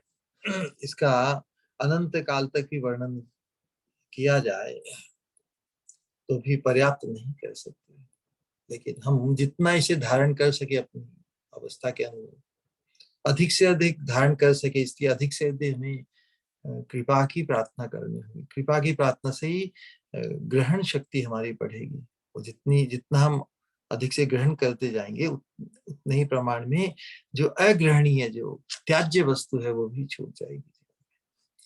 ठीक है, आज अपनी वाणी को यही विश्राम देते हैं। किसी का कोई प्रश्न या जिज्ञासा हो तो अवश्य। हरे कृष्ण।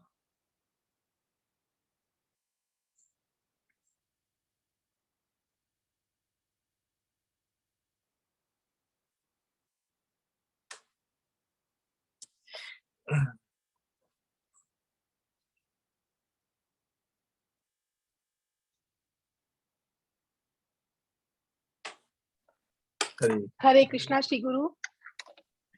प्रणाम, कृष्ण। बारंबार प्रणाम आपके चरणों में। श्री गुरु, क्या आपने जो बोला उसके लिए एक्चुअली शब्द ही नहीं है। बहुत ही अद्भुत, बिल्कुल मतलब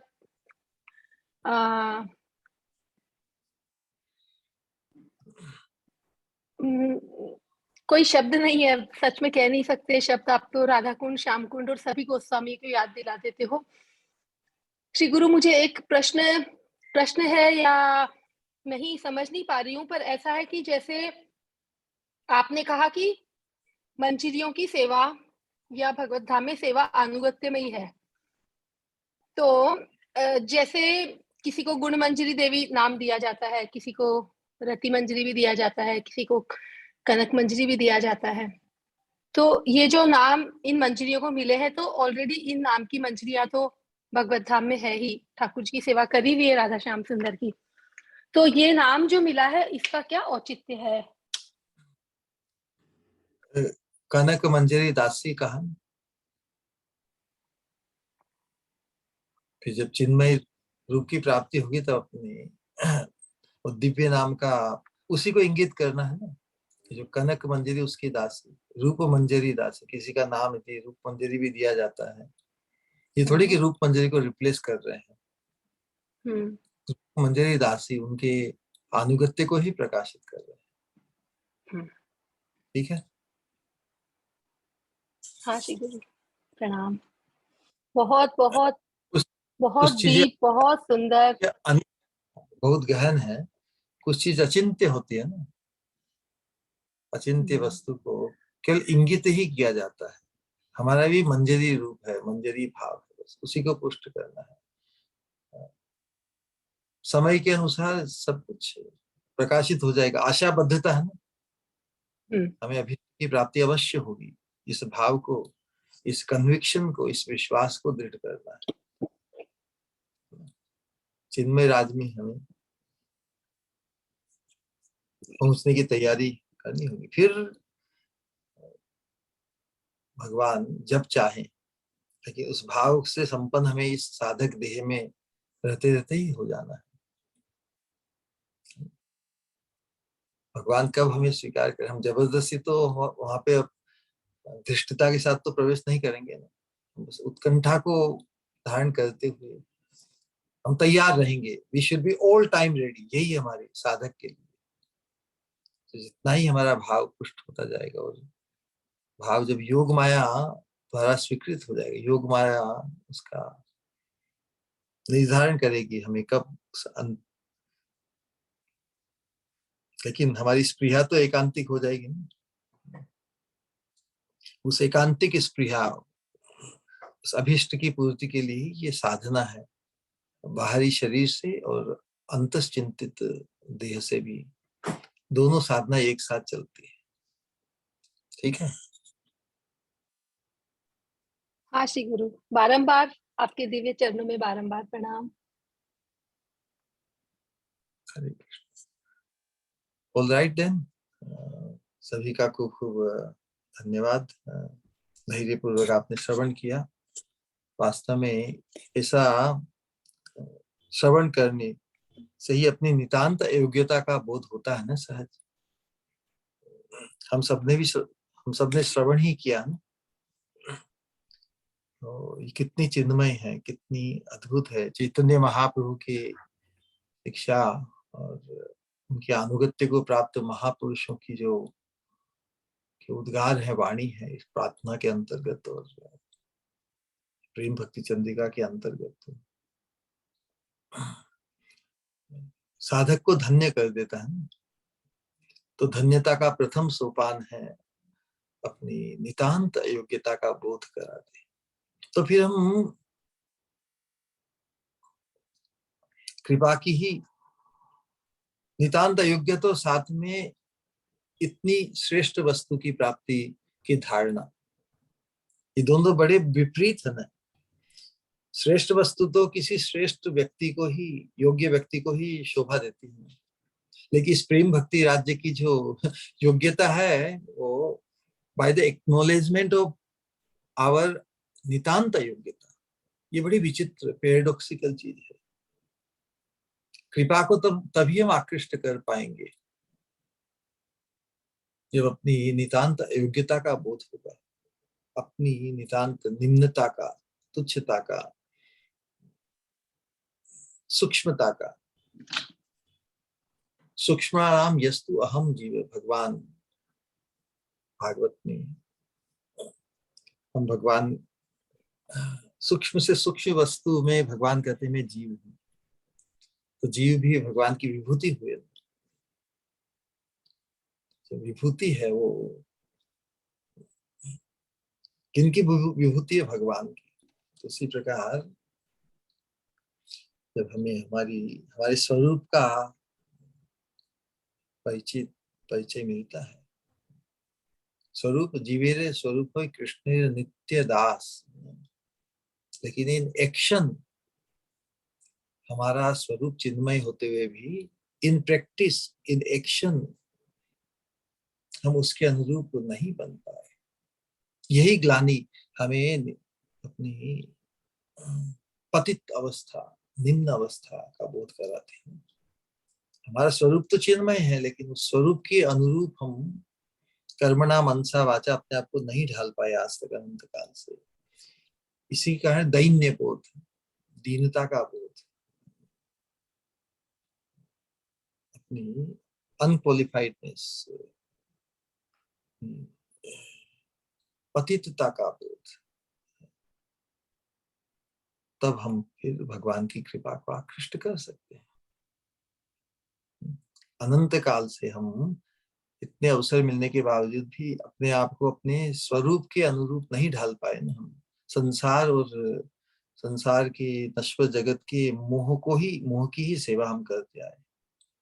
हमारी सेवा तो नित्य सेवा स्वरूप से भगवान की है। तो जब चिन्मय धारणा अपने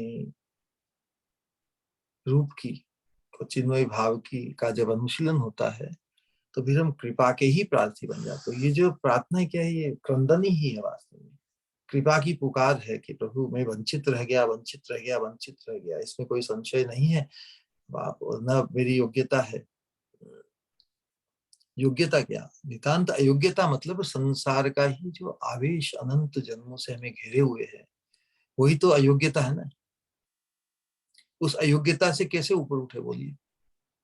कोई नितांत अयोग्य व्यक्ति हो, मतलब बिल्कुल विपरीत, नेगेटिव जिसका बैलेंस हो, वो किस प्रकार संपन्न हो सकता है? माइनस में जो हो वो अरबपति कैसे हो सकता है? कृपा से ही संभव है।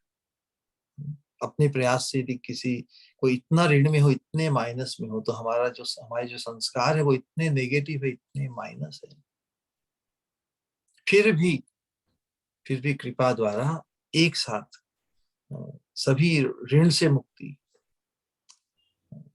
कृपा द्वारा। तो ये चैतन्य महाप्रभु के मार्ग की जो साधना है, चैतन्य महाप्रभु के संप्रदाय में, उसमें कृपा की प्रार्थना ही एकमात्र संभव। कृपा की प्रार्थना कौन करेगा? जिसे ये अवगत हो जाएगा कि वास्तव में हम परम पतित हैं।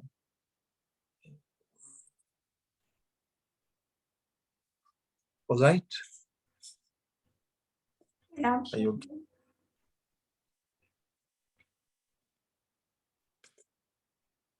ठीक है, प्रणाम श्री गुरु। हाँ कृष्ण, हरे हरे कृष्ण। कृष्ण।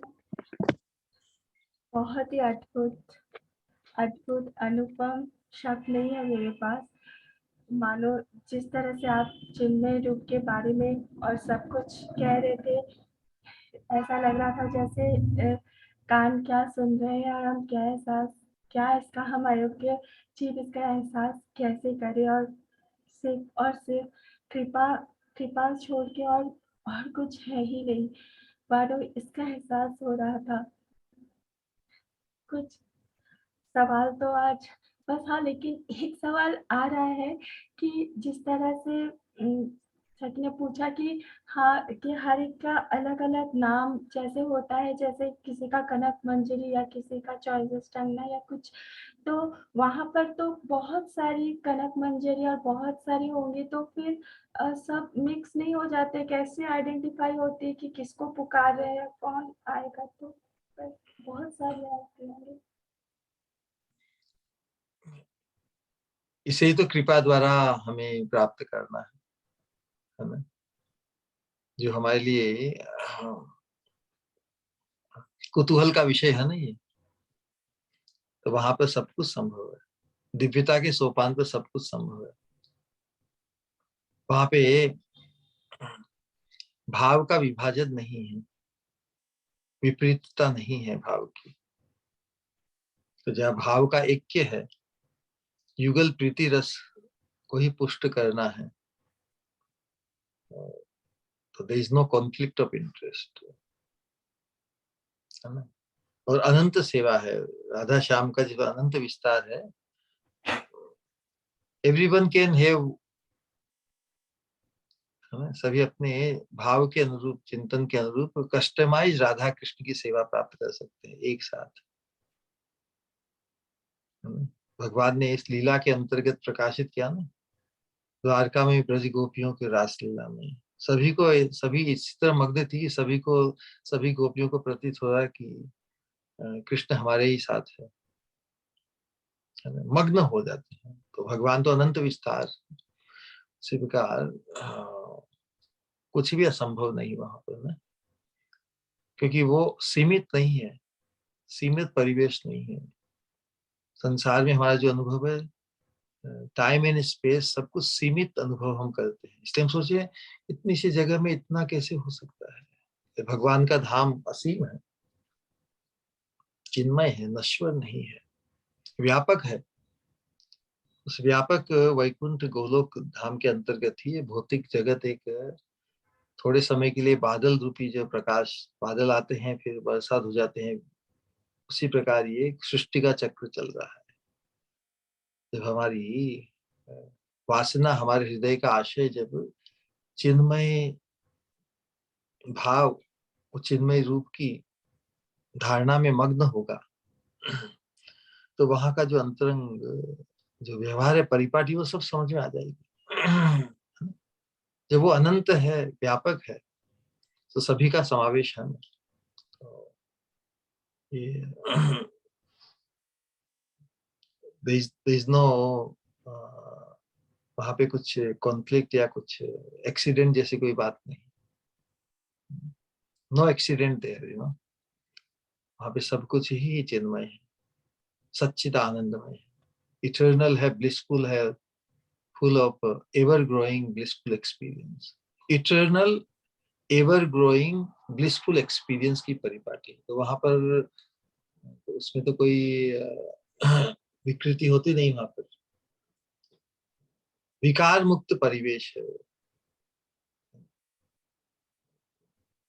भगवान जब अनंत है तो वो अनंत को समाविष्ट कर सकते हैं ना अपनी सेवा में, अपने अनुगत्य में। राइट जी, very very nice, thank you. कुछ कहना है? कहूँ? कहो।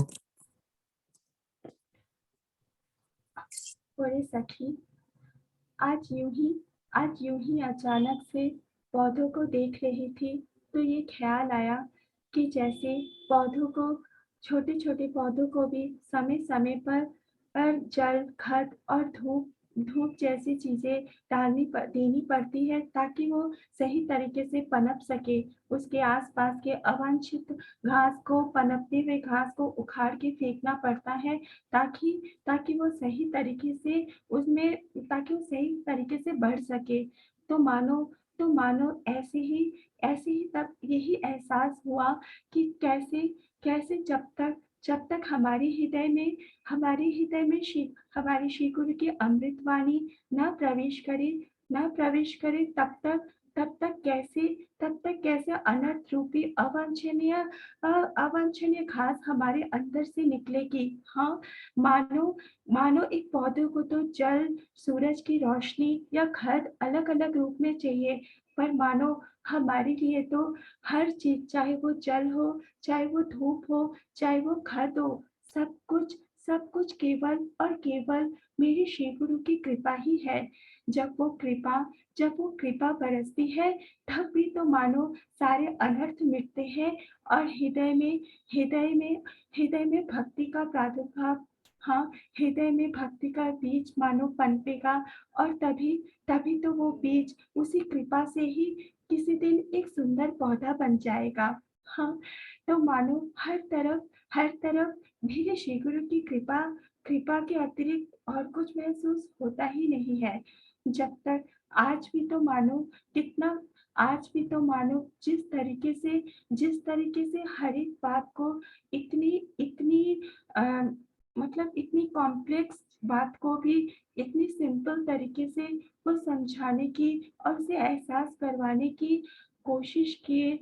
हाँ, ये माना कि हम बहुत अयोग्य हैं, तो ये हमारे लिए संभव नहीं है कि हम उसे एहसास कर पाएँ। पर फिर भी कि जिस तरह से हर एक बात को, हर एक शब्द को मानो इस तरह से ऐसा लग रहा था कि मानो हर एक शब्द उस धाम का एहसास करवाते हैं।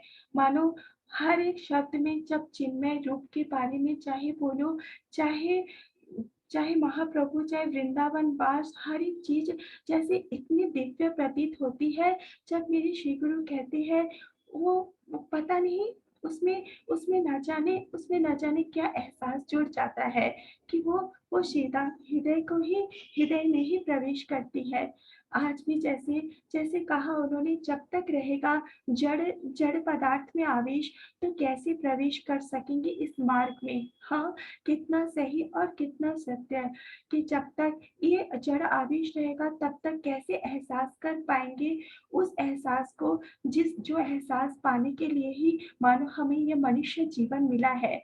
महाप्रभु ने जो महसूस किया वो अपने तक सीमित ना रखा, वो इस तरह लुटाए सब पर। मानो जब भी कहते हैं श्री गुरु महाप्रभु के बारे में, तो ये एहसास होता है कि जैसे महाप्रभु ने जो महसूस किया वो हर एक पर लुटाना चाहते थे कि सभी उससे लाभान्वित हो सके। तो वैसे ही लगता है मेरे श्री गुरु भी तो हर पल यही चाहते हैं कि वो जो एहसास करते हैं उसे भी वो कितना बांटे, ताकि हर कोई इससे लाभान्वित हो सके। साधु संग के बिना वृंदावन का यथार्थ एहसास कैसे हो सकता है। हाँ, वृंदावन जाना एक और बात है, पर वृंदावन जाके वहाँ की दिव्यता को एहसास करना, पर क्या उस दिव्यता को एहसास करना बिना श्री गुरु कृपा का संभव है? नहीं है।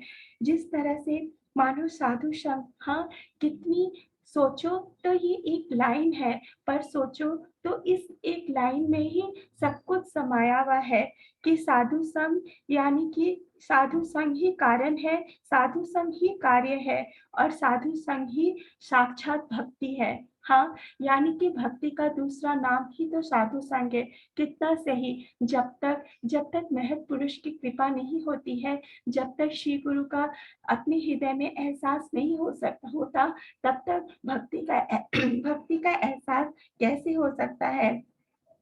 महत्पुरुष के सानिध्य की कृपा से ही तो मानो ये एहसास होता है, ये लालसा, कि हमारी लालसा ही क्या, कि किस तरह से हमें जो लालसा होती कि अभिष्ट का दर्शन या फिर और उसके साथ साक्षात सेवा की प्रार्थना। गायत्री मंत्र के भी आंतरिक भाव के बारे में कितना खूबसूरत बताया, और हमारे चिन्मय रूप का अभिमान, मानो चिन्मय, यहाँ लोग न जाने किस किस चीज का अभिमान करते हैं, जो सही मायनों में क्या अभिमान का है, अभिमान की लायक है।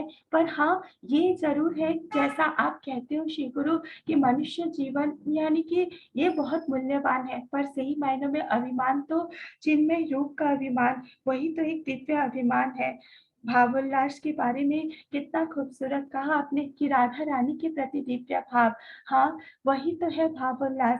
जिस तरह से हम सिद्ध अवस्था में साधना काल में जो जो हम एहसास करेंगे सिद्ध अवस्था में, वो प्राप्ति यानी कि ये सब शब्द, ये सब एहसास, हाँ जरूर सुना प्रेम भक्ति चंद्रिका में भी, पर मानो क्या ये एक बार सुनने से ये तो ना जाने जितनी बार भी सुन लो, जितनी बार भी सुन लो, मानो ऐसा लगता है कि पहली बार ही तो सुना है इसका, क्योंकि इसका एहसास हृदय तक जाना, हृदय की ग्रंथि को, जो अनर्थ ग्रंथि को हट के अपने हृदय को स्पर्श करना, ये बहुत बहुत ही दुर्लभ है। पर हाँ, जैसे मेरे श्री गुरु कहते हैं कि ये मार्ग होपलेसनेस का नहीं है, ये मार्ग तो आशा का है। तो जहाँ श्री गुरु कृपा है वहाँ आशा है, तो जहाँ आशा है वहाँ होपलेसनेस नहीं हो सकती। तो हाँ, तो कभी ना कभी ये एहसास हमारे दिल में भी शायद जागृत हो। जिस तरह से 11 प्रकार का जो भाव का आपने वर्णन किया, वो अतुलनीय है। वो मेरे लिए संभव नहीं है कि मैं कुछ भी उसके बारे में कह सकूं। पर हाँ, इतना जरूर कि हर एक चीज को, चाहे वो चिन्मय रूप के बारे में, और जिस तरह से आप हमेशा कहते हो कि आसक्ति कभी दो चीज में एक साथ नहीं हो सकती। जब हमारे चिन्मय रूप, जब उस जगत के प्रति आसक्ति होती है, तो ये जगत वृथा ही मनो महसूस होता है कि ये यहाँ कितना सब कुछ कितना कितना अलग है, और हम कितना कितना फर्क है दोनों में। मानो जब आप कहते हो कि हाँ, कि स्वयं को किस रूप में हमें देखना है, कि क्या, कि किस तरह से मंजरिया स्वामिनी के स्वामिनी के आसपास रहती है।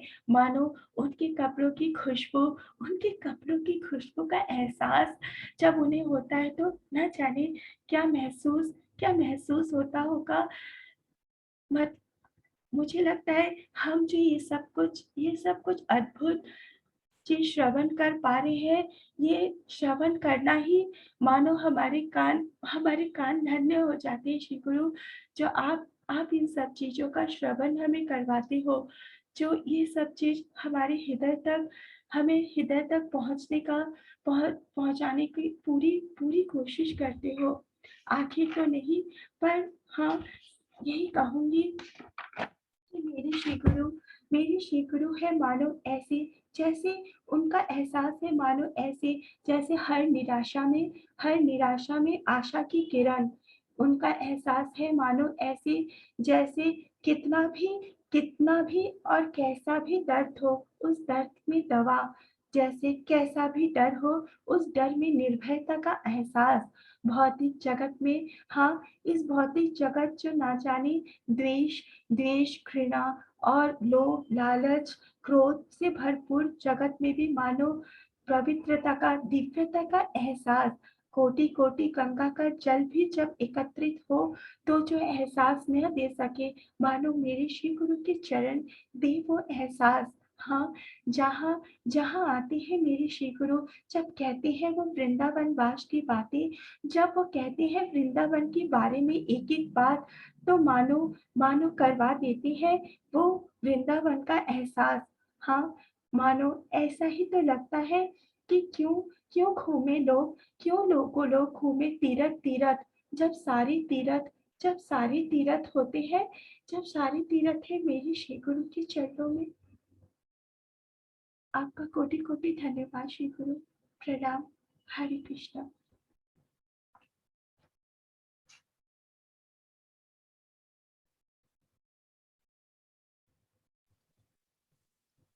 हरे कृष्णा। तो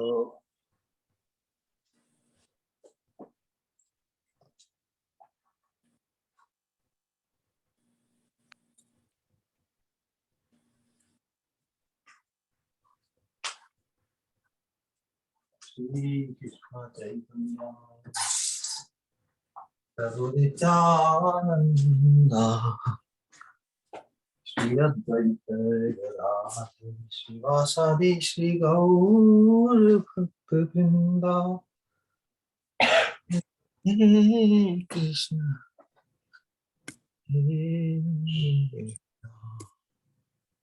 ऑलराइट, तो फिर आज अपन और फिर मिलते हैं सोमवार को। हरे कृष्ण। यथार्थ पूज्यता के भाव से 3 बार हरे कृष्ण महामंत्र का उच्चारण करेंगे हमारे श्री गुरु के सम्मान में। हरे कृष्णा हरे कृष्णा हरे हरे कृष्णा कृष्णा कृष्णा कृष्णा कृष्णा हरे हरे हरे हरे हरे हरे राम राम राम हरे हरे हरे राम कृष्णा कृष्णा कृष्णा कृष्णा हरे हरे हरे राम राम राम हरे हरे हरे कृष्णा कृष्णा कृष्णा हरे हरे हरे राम हरे राम हरे हरे राम राम हरे राम राम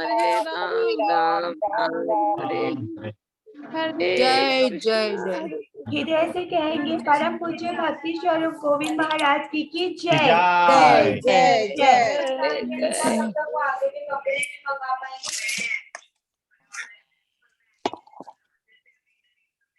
प्रणाम श्री गुरु। हरे कृष्णा। हरे कृष्ण प्रणाम श्री गुरु।